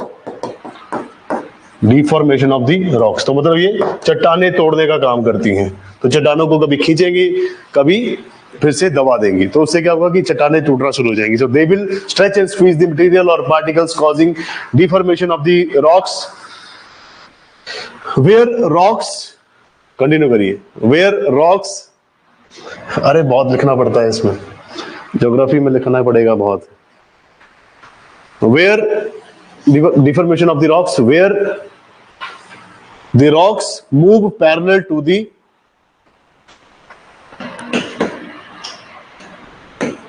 where rocks move parallel to the direction of the wave, direction of the wave। तो ये जो आपकी चट्टानें टूटती है उसका कारण बताया इन्होंने कि जो चट्टानें हैं उनकी मूवमेंट, जहां पे तरंग की मूवमेंट है, जिस दिशा में तरंग चल रही है उसी दिशा में ये पैरेलली समानांतर ये आपकी रॉक्स भी चलना शुरू हो जाती है, मतलब रॉक की भी मूवमेंट शुरू हो जाती है। फॉर एग्जांपल अब ये है आपकी रॉक, अब मूवमेंट हो रहा है इस साइड को, तो ये भी ऐसे ऐसे मूवमेंट करना शुरू कर देगा, मूवमेंट करेगा देन गिर जाएगा।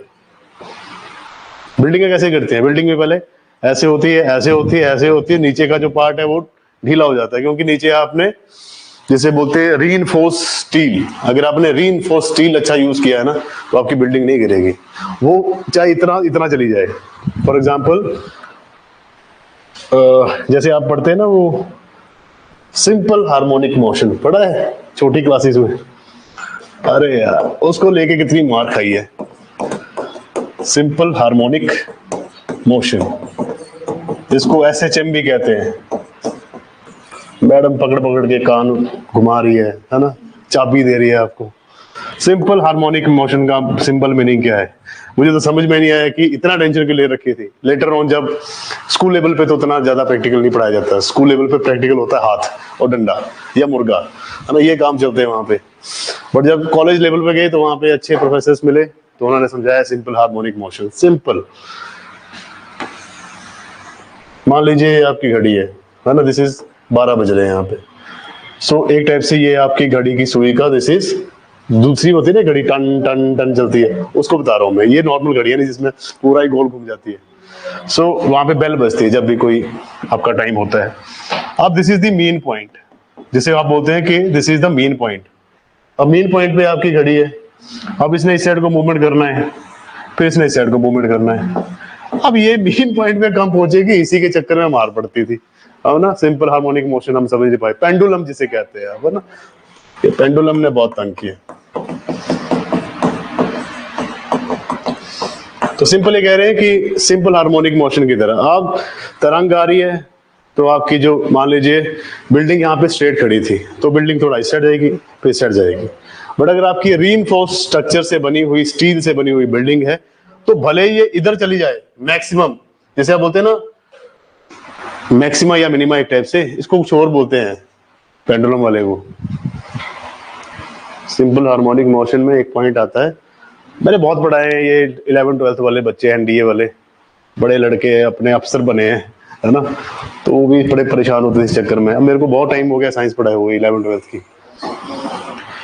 सिंपल हार्मोनिक मोशन, सिंपल समझिए कि ये अपने मैक्सिमम पॉइंट पे यहां तक आएगी, यहां तक चल जाए बिल्डिंग, मतलब दिस इज द बिल्डिंग, है ना, कोई भी बिल्डिंग हो सकती है। तो ये अपने मेन पॉइंट से चाहे लेफ्ट जाए चाहे राइट जाए, कंटिन्यू मूवमेंट करती रहे, ये पूरी की पूरी हिलती रहेगी। जैसे आपने देखे होंगे ना, जैसे वेजिटेशन की अगर हम बात करते हैं तो जो आपके ये नारियल के पेड़ होते हैं, नारियल का पेड़ सबसे ज्यादा फ्लेक्सिबल होता है। अगर ये रुखा होगा, जैसे यहाँ पे बोलते हैं रुख, रुख का मतलब है कि बहुत ज्यादा स्ट्रेट, है ना, हवा जो मर्जी आ जाए टूट जाएगा, पर वो फ्लेक्सिबल नहीं होगा। अब आपका जो कोकोनट का ट्री है ना, जितनी उसको पता है कि यहाँ पे हवाएं चल रही है, तो उसने अपने आप को इतना ज्यादा फ्लेक्सिबल बना रखा है, हवा आती ऐसे हो जाता है, हवा चली जाती है तो सेट हो जाता है, टूटता नहीं है, but that is too much flexible tree, जो पूरे वर्ल्ड में पाया जाता है। तो वैसे ही यहाँ पे ये सिंपल बता रहे हैं कि ये जो पेंडुलम है ना, जो आपकी बिल्डिंग है, ये अगर आपने बनाई होगी फ्लेक्सिबल मटेरियल से, चाइना में सारी की सारी जितनी बिल्डिंग्स है आपकी, एक आपकी जो मैंने आपको बताया था ताइवान, ताइवान की कैपिटल का नाम क्या है, टैपेई। टैपेई में पूरे वर्ल्ड की सबसे बेस्ट बिल्डिंग है। ये 8.5 रिक्टर स्केल पे भी अगर आता है अर्थक्वेक, 8 से ऊपर तो आपको पता तबाही हो जाती है। ये कहते हैं कि ये इतनी ज्यादा अर्थक्वेक से रेजिस्टेंट है कि अगर 8.5 रिक्टर स्केल का भी अर्थक्वेक आता तो ये नाचती रहेगी ऐसे से, पर गिरेगा कोई नहीं। और ये बहुत बड़ी बिल्डिंग है, बहुत माले की बिल्डिंग है, मतलब बहुत फ्लोर्स है इसके ऊपर। आप देखना इसको, इसके ऊपर डॉक्यूमेंट्री भी है। सो सिंपल यहाँ पे बताया जा रहा है कि रॉक्स कैसे टूट रही है, क्योंकि ये जो आपकी रॉक्स है ना, ये मूवमेंट कर रही है पैरेलल, और जब पैरेलल मूवमेंट कर रही है तो आपकी रॉक्स भी हिल रही है। अब रॉक्स जो है हिलती जा रही, तो मटेरियल जो उसका नीचे का जो सरफेस है वो लूज होता जा रहा है। जैसे लूज हो रहा है, पूरा का पूरा पहाड़ी गिर जाता है, लैंडस्लाइड, है ना। सो ये आपने 4 पॉइंट लिखे। नेक्स्ट लिखिए 5th पॉइंट, पी में, पी वाले में लिखना आपने 5th point, that is these are the fastest waves to be recorded on seismograph. These are the fastest waves to be recorded on the seismograph, but these are of least intensity. These are the fastest, मतलब ये hand तो बहुत fast है। These are the fastest to be recorded on seismograph. To be recorded on seismograph, but they are of least density. But they are of least intensity, not density, least intensity. मतलब है तो fast, but ज्यादा लंबे समय तक दिखती नहीं है, ये गायब हो जाती है, डिसअपेयर हो जाती है। मतलब भाई कभी आपने फील किया अर्थक्वेक पूरी लाइफ में? अभी कभी भूकंप देखिया, भूकंप होया ਤੁਹਾਡੇ ਸਾਹਮਣੇ? ਹਾਂ, ਜੇ ਤੁਸੀਂ ਭੂਕੰਪ ਕਦੇ ਉਹ ਕੀਤਾ ਹੈ, ਕੀ ਕਹਿੰਦੇ ਉਹਨੂੰ ਪੰਜਾਬੀ ਚ? ਭੂਚਾਲ। ਜੇ ਤੁਸੀਂ ਕਦੀ ਭੂਚਾਲ एक्सपीरियंस किया है ना, तो मतलब अगर आपने एक्सपीरियंस किया है और मेरी क्लास में बैठे हैं, है ना, तो मतलब वो पहली ही तरंग थी। सेकंड आई होती तो शायद ना बैठे होते, क्योंकि आपको पता सेकंड में बहुत रेयर चांसेस हैं, वो बहुत बड़ी आपदा है। सो आपने फर्स्ट तो सबने एक्सपीरियंस किया होता है, और मैं चाहता हूँ फर्स्ट भी एक्सपीरियंस ना ही करे तो बेटर है। तो पहला जो झटका सुनते बैठते हैं, आप बैठे होते हैं ऐसे बेड के ऊपर और ऐसे ऐसे हिल रहा होता है बेड, और आपका सिर भी घूमना शुरू हो जाता है, और तो अच्छा कुछ तो हुआ है। फिर सारे बोलते भुचाड़ आया, सारे घर से बाहर आ जाते हैं, सारे पिंड आड़े गलियां वाले। हाँ जी, तब तक चला ही जाता है, पर आते हैं ना सारे बाहर, बाहर आ जाओ सुत्ते पे हैं, बाहर आओ, है ना, होता है कई बार। तो वो होती है आपकी प्राइमरी, जो पहली प्राथमिक आपके पास आती है तरंग, वो आपको फील कराती है जिंदगी का पहला भूचाल, है ना। सो छोटी मोटी बातें आती रहती हैं, छोटे छोटे शहरों में बड़ी बातें नहीं होती, छोटी बातें होती हैं। अब नेक्स्ट लिखिए सेकेंडरी, दूसरा पार्ट जो है तरंगों का, बॉडी वेव्स का, दैट इज सेकेंडरी। तो ये सेकंड है, तो पहली लाइन ही यही है इसकी, these are secondary, sorry, these are the second to be recorded on, these are second to be recorded on seismograph, second to be recorded on seismograph,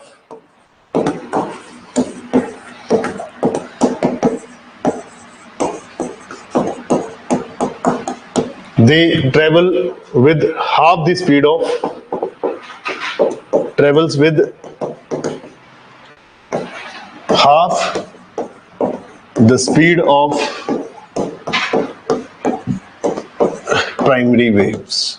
तो जो आपकी प्राइमरी तरंगों की या प्राथमिक तरंगों की जो इंटेंसिटी या स्पीड होती है उससे ये हाफ स्पीड पे चलती है। मान लीजिए वो 60 किलोमीटर प्रति घंटा है तो ये 30 किलोमीटर प्रति घंटा के हिसाब से चलती हैं हाफ पे।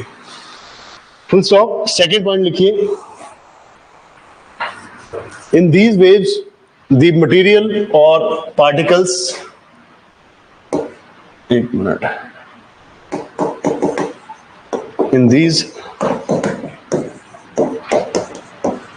waves material or particles moves up and down,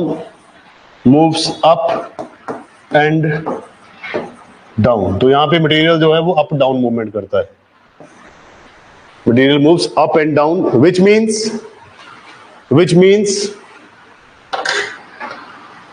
the material moves या particles moves perpendicular to the, एक मिनट लिख देता हूं मैं यहां पे, which means the material / particle moves moves perpendicular, material or particle moves perpendicular to the direction of propagation of wave, perpendicular to the direction of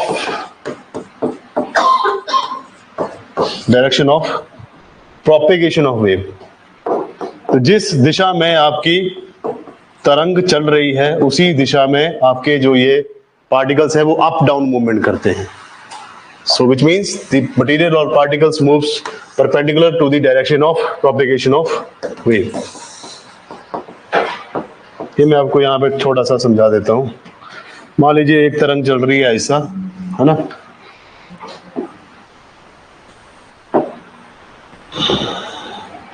अब इस तरंग में जो मटेरियल है वो कोई अप चल रहा है, कोई डाउन चल रहा है, कोई अप चल रहा है, डाउन चल रहा है, अप चल रहा है, डाउन चल रहा है।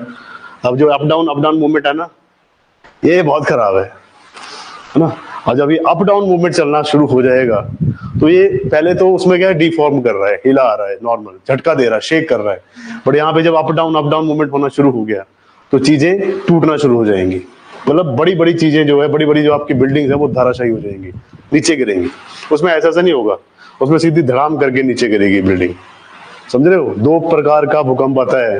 पहले भूकंप में वो हिलाएगा क्योंकि आपकी वेव की डायरेक्शन में ही आपके जो मटेरियल है उनकी मूवमेंट हो रही है, पार्टिकल्स की मूवमेंट हो रही है। दूसरे में क्या, अप डाउन, मतलब पृथ्वी जो है पूरी की पूरी कांप जाएगी। समझ रहे हो? दैट इज वाई हमने सेकेंडरी वेव को कभी नहीं देखा। हाँ जी, जिस दिन दिन खराब हो उस दिन आता है। सेंस आपका वही है, इसमें जैसे हिमालय, हमारा जो एरिया है ना, हमारी इंडियन प्लेट अभी मूवमेंट कर रही है एशियन प्लेट के पास। हम प्रॉपर्ली फिट नहीं हुए हैं उसके साथ, जो आपकी एशियन प्लेट है। और इसको बोलते हैं कि ये मूवमेंट जो है तब तक चलता रहेगा जब तक प्रॉपर्ली जुड़ नहीं जाते हैं। तो हमारा जो हिमालय है ना, जैसे हम बोलते हैं जो अपर पार्ट है आपका हिमालय का, वो अभी भी मूवमेंट कर रहा है नॉर्थ की तरफ को। जो आपने कॉन्टिनेंटल ड्रिफ्ट थ्योरी पढ़ी ना, उसमें जो आपका हिमालयस है वो अभी भी मूवमेंट कर रहे हैं 5 सेंटीमीटर पर ईयर के हिसाब से। हिमालय तो आगे आगे बढ़ते जाते हैं। तो आप पढ़ेंगे प्लेट टेक्टोनिक में, क्योंकि हम हिमालय के नजदीक रहते हैं, ये तो साथ में पहाड़ हैं आपके। तो हिमालय में जब भी मूवमेंट होता है तो प्लेट हिलती है नीचे। जब प्लेट हिलती है तो पूरा का पूरा आपका जितना भी एरिया है, इसमें सेस्मिक आपके अलग अलग एरियाज हैं, zone 1st, 2nd, 3rd, 4th, 5th। तो हम कौन सी जोन में आते हैं, 5th या 4th में, वो हम देखेंगे जब अर्थक्वेक खत्म हो जाएगा। तो हम उस एरिया में आते हैं जो कि बहुत ज्यादा खतरे से संभावित है, जहां पे अर्थक्वेक के चांसेस ज्यादा हैं। ऐसी कंट्री जहां पे कभी अर्थक्वेक नहीं आया, कौन सी कंट्री है? ये कॉन्टिनेंट ऑस्ट्रेलिया। पर ये क्वेश्चन बहुत ही ज्यादा फ्लॉ है, मतलब इसमें कहीं ना कहीं त्रुटियां हैं। कोई भी इंडिया, चाहे कोई भी आपका कॉन्टिनेंट है, that is not free from earthquake. सब जगह आ सकता है, बट वहां पे अभी तक आया नहीं है, उस लेवल का नहीं आया है। जितने लेवल का आना चाहिए, बट आया नहीं है, तो हम चाहते हैं कि ना ही आए। तो यहाँ पे जो आपकी तरंगे हैं वहां पे मटेरियल अप डाउन मूवमेंट करता है, and this is very very risky, और इससे बड़ी बड़ी चीजें धराशायी हो जाती है, जमीन के बीच बीच में से दरारें हो जाती हैं बड़ी बड़ी। नेपाल में खतरनाक आया था, नेपाल का अर्थक्वेक 2018 का सबसे हार्मफुल था वो। उस टाइम बोलते हैं कि लगभग इंडियन प्लेट बहुत ज्यादा उसने मूव किया था नॉर्थ की तरफ को। सो नेक्स्ट एक और पॉइंट है अभी इसका, नेक्स्ट पॉइंट पे देखिए 7 कमेंट आ गए इधर। मूवमेंट ऑफ द पेंडुलम, हाँ बैक एंड फोर्थ बोलते हैं उसको, टू एंड फ्रो मोशन है ना, इन्होंने लिखा है बैक एंड फोर्थ, बट इसको टू एंड फ्रो मोशन कहते हैं। सिंपल पेंडुलम जो होता है ना, उसमें सिंपल हार्मोनिक मोशन में पेंडुलम इस साइड जाता तो टू, दूसरे जाता तो fro, to and fro movement. Very good. कौन है? अशराम पर, थैंक यू, बहुत बढ़िया। सर हमारे पार्लियामेंट में जो पेंडुलम वॉच थी उसमें रेन आ गई थी। हाँ जी, हाँ जी, पॉइंट। हाँ, पेंडुलम तब रुकेगा जब वो इक्विलिब्रियम पॉइंट पे आ जाएगा सेंटर में, तब उसी को बोलते हैं इक्विलिब्रियम पोजीशन, है ना। बहुत मतलब यहाँ पे प्रतिभावान प्रतिभाशाली मेरे विद्यार्थी हैं जो मेरी हेल्प कर रहे हैं, थैंक यू सो मच सभी को ही, सबके नाम मैंने पढ़े नहीं है। थर्ड पॉइंट पे आइए, जो आपका पॉइंट है सेकेंडरी का। The S wave can pass only through solid, इसको भी अंडरलाइन करना है।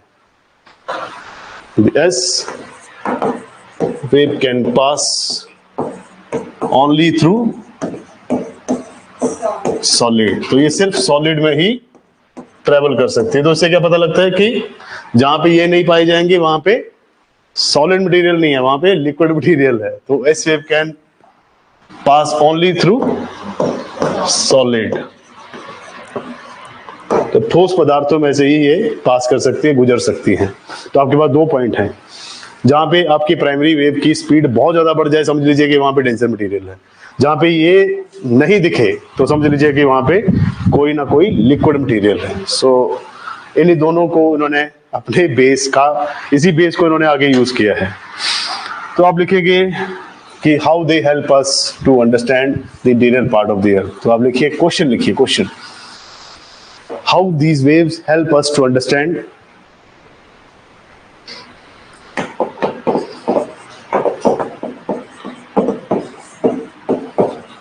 help us to understand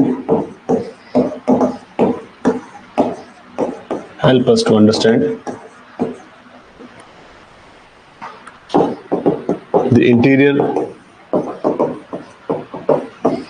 part of the earth।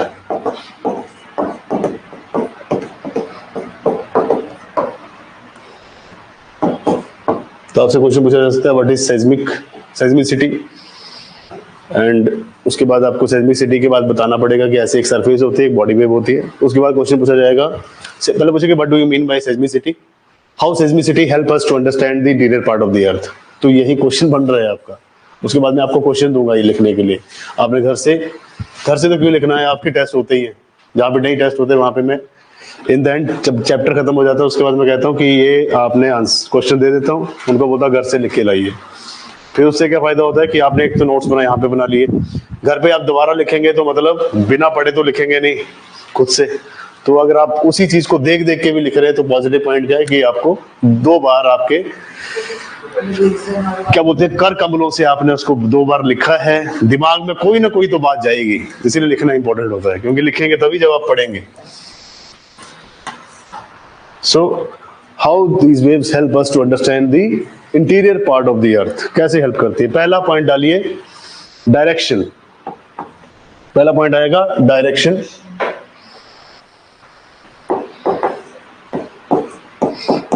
तो ये डायरेक्शन कैसे हेल्प करती है, फर्स्ट इज डायरेक्शन। डायरेक्शन में लिखिए, चलो ये टॉपिक तो खत्म करना है 2:30 बजे तक, है ना, इसे लिख लीजिए पहले आप।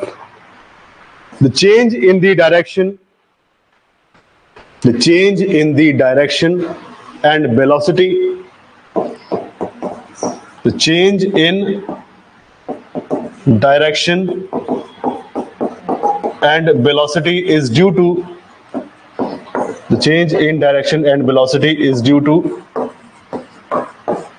is due to change in the densities of the material. Change is due to change into the density of medium लिखिएगा, densities of medium, material मत लिखिए, densities of medium। तो कह रहे कि किसी भी अगर तरंग में उसकी दिशा चेंज हो रही है तो उसका कारण क्या है, या किसी भी तरंग की स्पीड या वेलोसिटी, वेलोसिटी को वैसे वेग कहते हैं, वेग मतलब एक टाइप से स्पीड। तो कह रहे कि किसी भी अगर तरंग की स्पीड में या फिर उसकी गति में या फिर उसकी दिशा में चेंज आ रहा है तो उसका कारण क्या है, क्योंकि जैसे जैसे आप नीचे जा रहे हैं मटेरियल चेंज होता जा रहा है, जो डेंसिटीज है मटेरियल की वो चेंज होती जा रही है। कहीं पे डेंसर मटेरियल मिल रहा है, कहीं पे लेस डेंसर या लाइटर मटेरियल देखने को मिल रहा है। तो बोल रहे हैं कि depending upon the type of material आपकी स्पीड जो है इन तरंगों की वो कम ज्यादा होती रहती है। डेंसिटीज ऑफ मटेरियल या medium through which these, not these लिखिए, पूरा लिखिए, through which P and S wave passes, P and S wave passes। जहां पे P और S वेव मूवमेंट कर रही हैं और इनकी डेंसिटी में या फिर वेलोसिटी में, सॉरी इनकी स्पीड, दिशा या वेलोसिटी में चेंज हो रहा है, तो वो इसलिए हो रहा है क्योंकि मटेरियल अलग अलग प्रकार के हैं। फुल स्टॉप के बाद आगे इसी में कंटिन्यू करिए। Thus the wave undergo refraction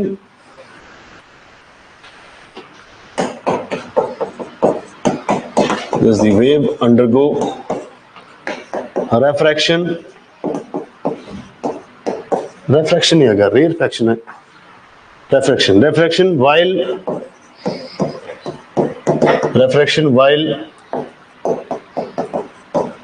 while passing through the interior of the earth, while passing through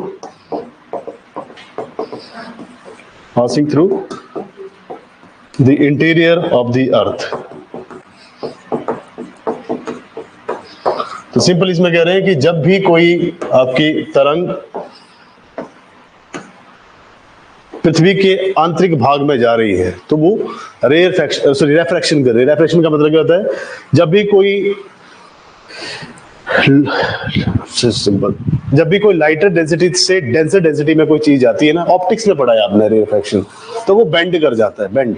तो यहाँ पे रेफ्रैक्शन का मतलब क्या है कि जैसे ही एक तरंगे पृथ्वी के आंतरिक भाग में जा रही है तो थोड़ी सी बेंड हो जा रही है ना। तो रेफ्रैक्शन का मतलब यही है कि आपकी जो तरंगे है वो कहीं ना कहीं जब लाइटर मटेरियल से डेंसर मटेरियल में जा रही है तो थोड़ा सा ये एक टाइप से यहाँ पे बेंड हो रही है। तो ये डायरेक्शन का पॉइंट आ गया कि कैसे हेल्प कर रही है। तो डायरेक्शन जब चेंज हो रही है या स्पीड चेंज हो रही है उसका कारण है मटेरियल जो है उसकी डेंसिटी बढ़ती जा रही है जैसे जैसे आप नीचे या फिर इंटरनल पार्ट में जा रहे हैं। नेक्स्ट आप लिखिए second point, there is a sudden bend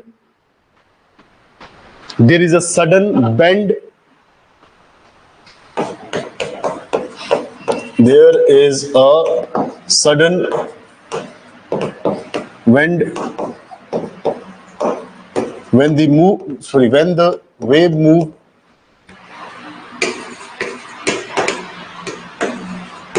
there is a sudden bend when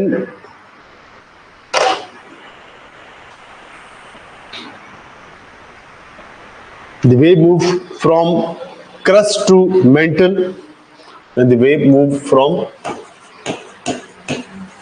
crust to mantle। तो जैसे ही कोई तरंग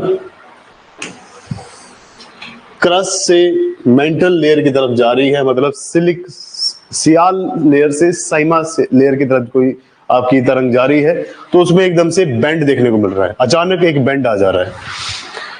and also from mantle to core, and also from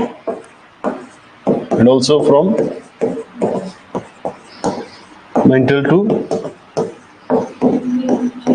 core.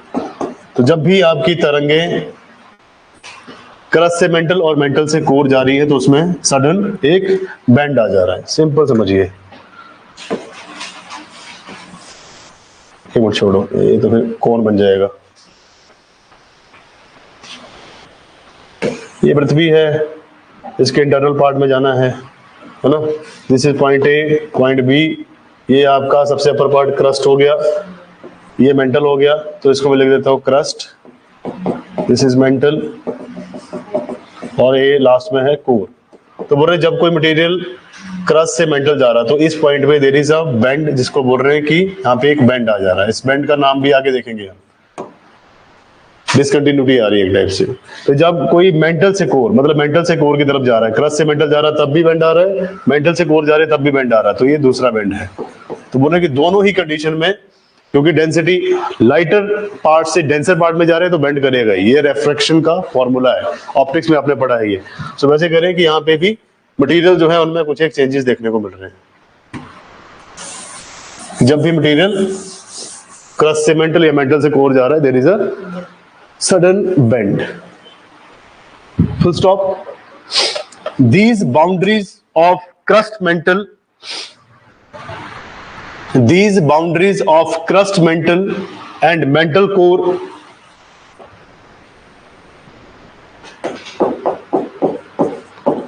these boundaries of crust mantle and mantle core, these boundaries of crust mantle and mantle core are known as Mohorovicic and Gutenberg continuity. तो crust mantle boundary को कह रहे हैं मोहोवोरिक discontinuity. Discontinuity क्यों? क्योंकि ये bend हो गया, कंटिन्यूटी में नहीं चल रहा है, टूट रहा है। दूसरा Gutenberg discontinuity।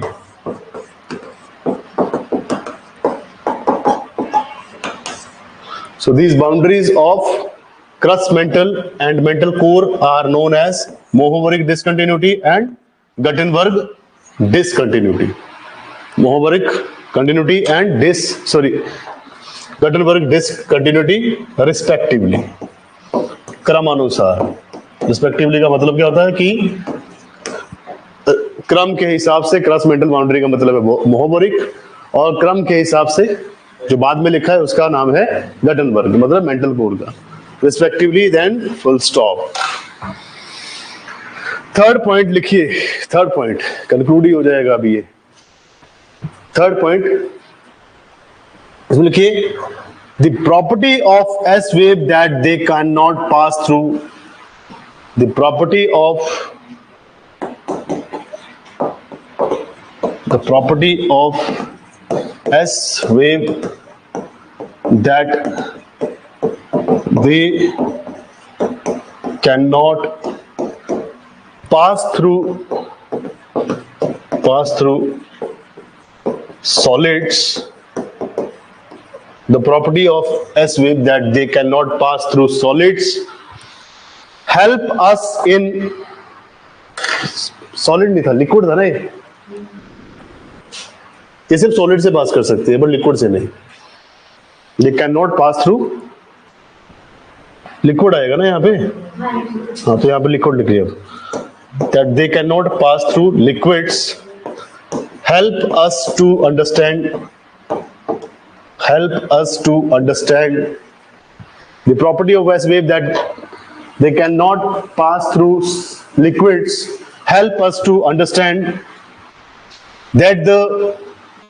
that the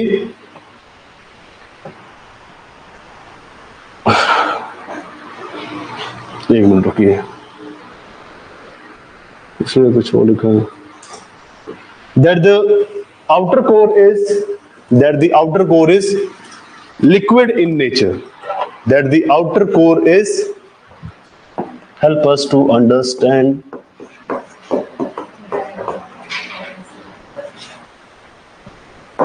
that the outer core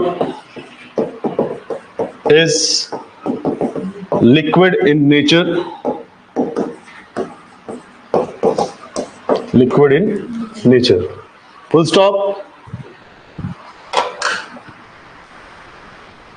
Because S wave cannot pass through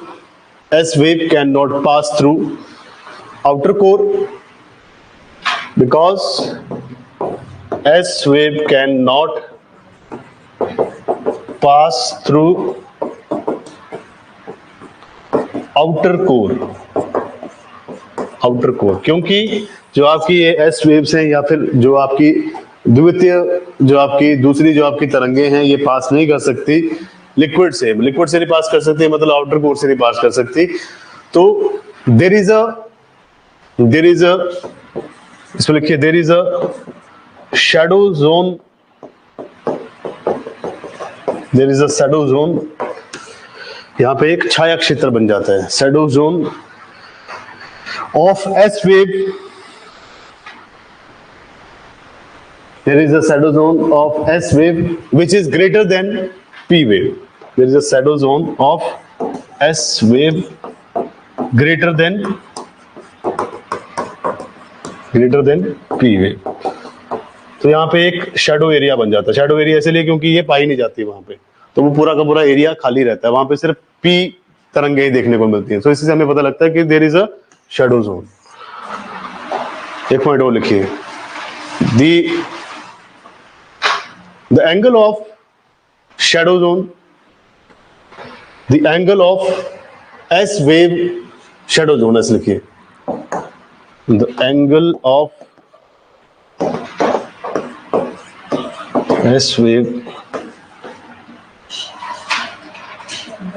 the angle of shadow wave of, sorry गलत लिख दिया ये, the angle of shadow zone of S wave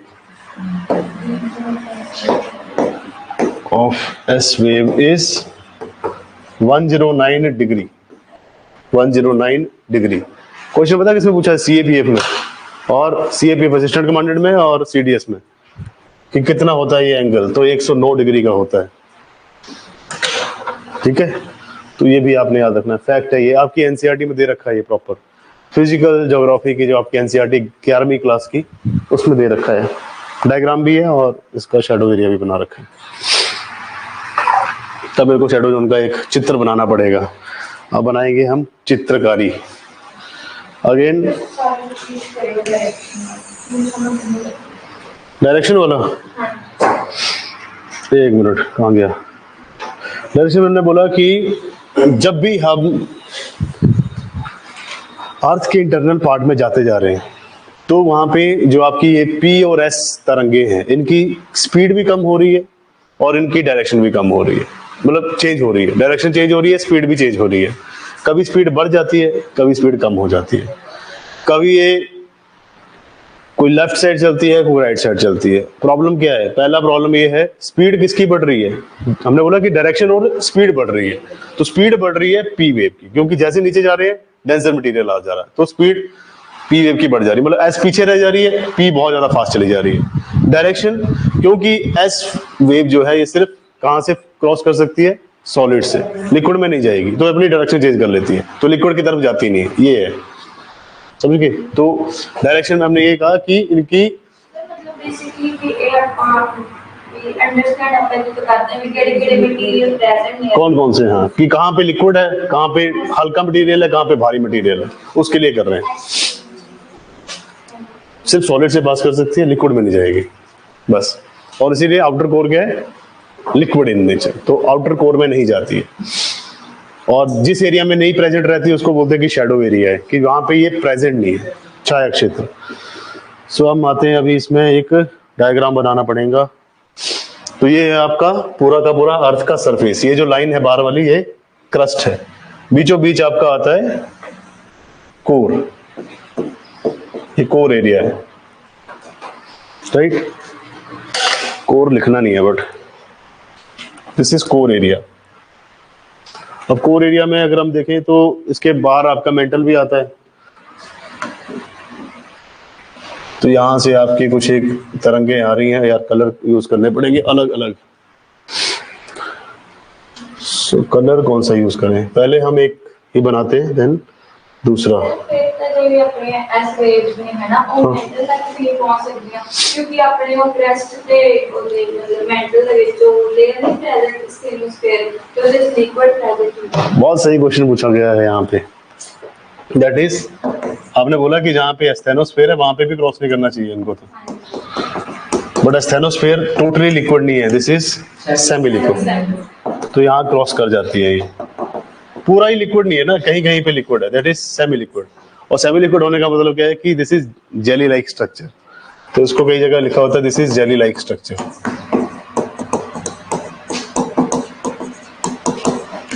jelly toffee खाते हैं ना, एक toffee होती है आम वाली मैंगो, तो वो होती है हार्ड, एक होती जेली जैसे वो स्ट्रॉबेरी वाली आती है जेली, तो वो हार्ड भी है, मतलब चबानी ही पड़ेगी, ऐसा तो है नहीं कि पानी की तरह अंदर चल जाएगी। जैसे कहा वो चुस्कियां नहीं आती जिसको गर्मियों में यूज करते हैं वो होती है लिक्विड, बट उसे आप क्या करते हैं बर्फ में बर्फ बना देते हैं, तो सॉलिड कर देते हैं। जैसे जैसे बर्फ पिघलना शुरू होती है गर्मी में तो वो सेमी लिक्विड हो जाती है, तो इसमें तीनों लिक्विड लिक्विड सॉलिड और बीच में सेमी लिक्विड, वो तीनों ही आ रहे हैं।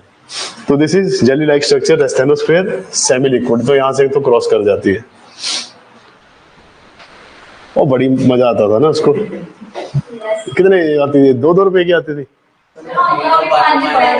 अब तो महंगी हो गई है, उस टाइम पे तो सस्ती थी। पहले तो समोसा भी 5 रुपए का आता था, गांव वगैरह में 3 रुपए का आ जाता था, अब 10 रुपए का समोसा है। होना पड़ना किसी दिन, आपके वहाँ समोसा खाने जाना पड़ेगा किसी दिन। 15 रुपए का हो गया, पनीर डालते होंगे फिर उसमें, आलू नहीं डालते होंगे, आजकल पनीर डालने लग गए हैं ना इसमें। ये मैं बना रहा हूँ सिर्फ और सिर्फ आपका, कौन सी है ये? अरे बताओ,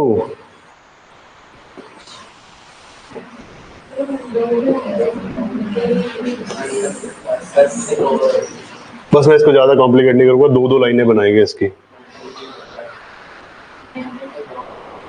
इधर भी कुछ आया है समोसा खिलाने के। सर प्लीज डायरेक्शन वाला पॉइंट स्टार्टिंग से बता दीजिए। अरे बताता हूँ आपको, रुकिए 1 मिनट, डायरेक्शन वाले पॉइंट में ज्यादा परेशान है।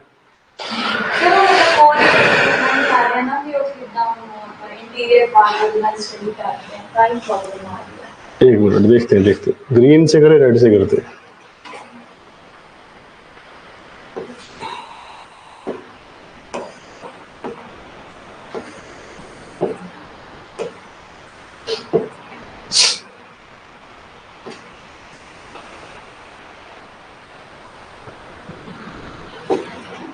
ये बेंड है, बेंड।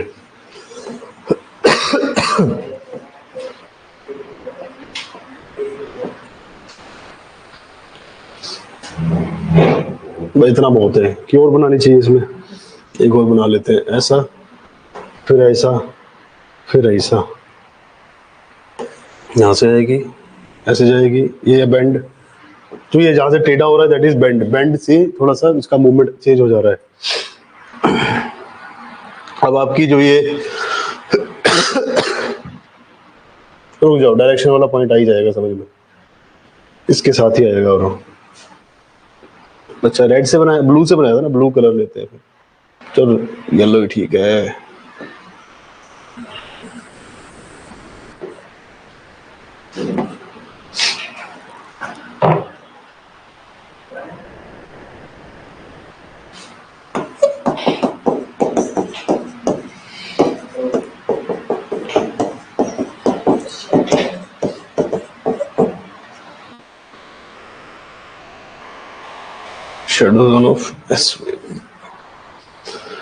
डायरेक्शन वाला पॉइंट है, डायरेक्शन वाले पॉइंट में हमने कहानी क्या रची है, अब मैं यहाँ पे आपको बता देता हूँ, थोड़ा सा कंफ्यूज हो गए तो।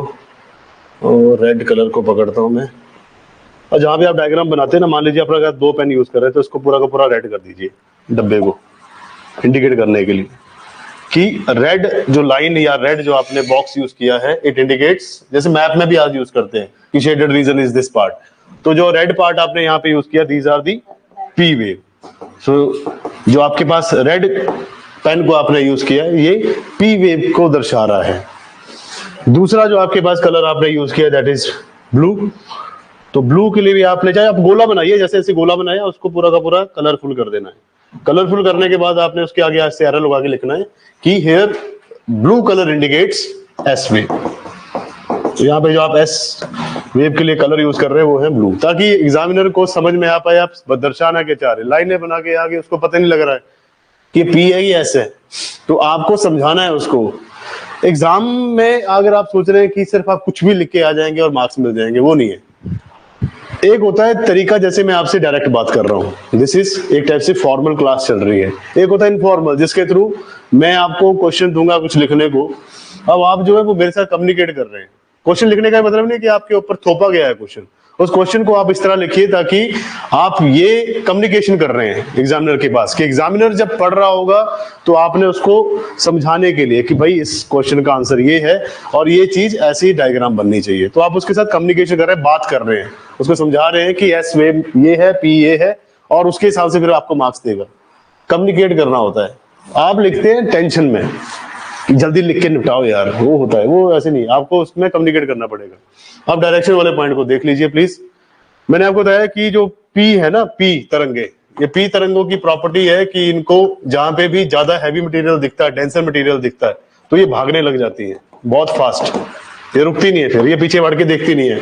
चाहे इनकी जो सहपाठी या इनकी जो बहनें हैं दूसरी एस वेव, उनको नहीं देखती है, सीधा भाग जाएगी। तो इसने क्या किया, ये यहां से आई ब्लू, सॉरी रेड कलर की, यहां से आने के बाद इसने इसमें ये थोड़ा और लाइटर मटेरियल था, ऊपर वाला पार्ट जो वो लाइटर था, अब ये घुस गई अंदर। अंदर घुसने के बाद कोर से जब बाहर निकली तो फिर दोबारा आके यहाँ पे अटैच होगी। एस वाले कहते हैं कि ये जिद्दी है, एस वेव कह रहे हैं कि हम उस एरिया में तो बिल्कुल नहीं जाएंगे जहाँ पे लिक्विड मटेरियल है ना, क्योंकि वहां पे बहुत ज्यादा मलबा है, तो ये गंदा नहीं होना चाहती। सो ये क्या करती है, ये यहाँ से आती है, यहीं से कट मार के साइड, यहां से आती है, यहीं से कट मार के साइड, ब्लू कलर की। तो सिंपल डायरेक्शन और वेलोसिटी का यही मीनिंग है। डायरेक्शन कब चेंज हो रहा है, जब इनको लग रहा है कि आगे लिक्विड मटेरियल आ चुका है, तो ये सीधा साइड हो जाती है। जैसे ब्लू कलर है, आप देख रहे हैं कि ब्लू कलर इसके अंदर जा ही नहीं रहा है, एक पॉइंट तक यहाँ पे आके अड़ गया, ये रुक गया, अब यहाँ के गया तो यहाँ पे इस साइड पे जाके अटैच हो गया, बट ये इसके अंदर नहीं जाएगा। तो इनकी जिद ये है कि हमें लिक्विड मटेरियल में नहीं जाना है, तो इसकी डायरेक्शन चेंज हो रही है, जहां पे लिक्विड आ रहा है वहां से डायरेक्शन चेंज कर लिया। और पी कहता है कि जितना डेंसर मटेरियल होगा उतना ज्यादा फास्ट चलना है। तो यहाँ पे इनको ज्यादा डेंसर मटेरियल दिखा तो सीधा इसके एंटर किया, एंटर करने के बाद फिर दोबारा बाहर निकल गया। तो यही है डायरेक्शन वाला पॉइंट। डायरेक्शन वाले पॉइंट में दो चीजें हैं कि वेलोसिटी तब बढ़ेगी जब डेंसर मटेरियल बहुत ज्यादा हो, वो है पी के लिए, और डायरेक्शन तब चेंज की जाएगी जब आगे लिक्विड मटेरियल दिखेगा। लिक्विड दिखते ही आपने यू टर्न ले लेना, भाग जाना वहां से, simple, that is the point. So ये जो एरिया है यहाँ पे देख रहे हैं ना आप, ब्लू कलर की जो लाइन है आपकी लास्ट यहाँ पे पेनिट्रेट कर रही है, ब्लू कलर लास्ट यहाँ पे पेनिट्रेट कर रहा है। अब जहां तक इनका एरिया था वहां तक ये है, उसके नीचे जहां पे ये नहीं पाई जाती उस एरिया को हम कह रहे हैं कि these are the shadow area, मतलब absent area of S wave. तो जहां पे सेकेंडरी वेव नहीं दिखती है उसको शैडो रीजन कहते हैं, या फिर जिसे कहते हैं कि एब्सेंट पॉइंट ऑफ आपका एस वेव। तो यही आपका डायग्राम है, और इसका जो टोटल एंगल बनता है वो 109 डिग्री का बनता है। अब आप वो चाप चुप लेके, प्रकार लेके, या फिर आपका जो आता है एक चांद की प्रकार का, क्या कहते हैं इसको, डी। तो डी से आप जो है पूरा का पूरा अगर इसको मापेंगे तो इसका 109 डिग्री का टेम्प आता है, 109 से 112 डिग्री के बीच का होता है। डन, इतना तो हो गया डन। सो अभी आप ब्रेक ले लो, फिर नेक्स्ट क्लास में करते हैं, टाइम हो चुका है।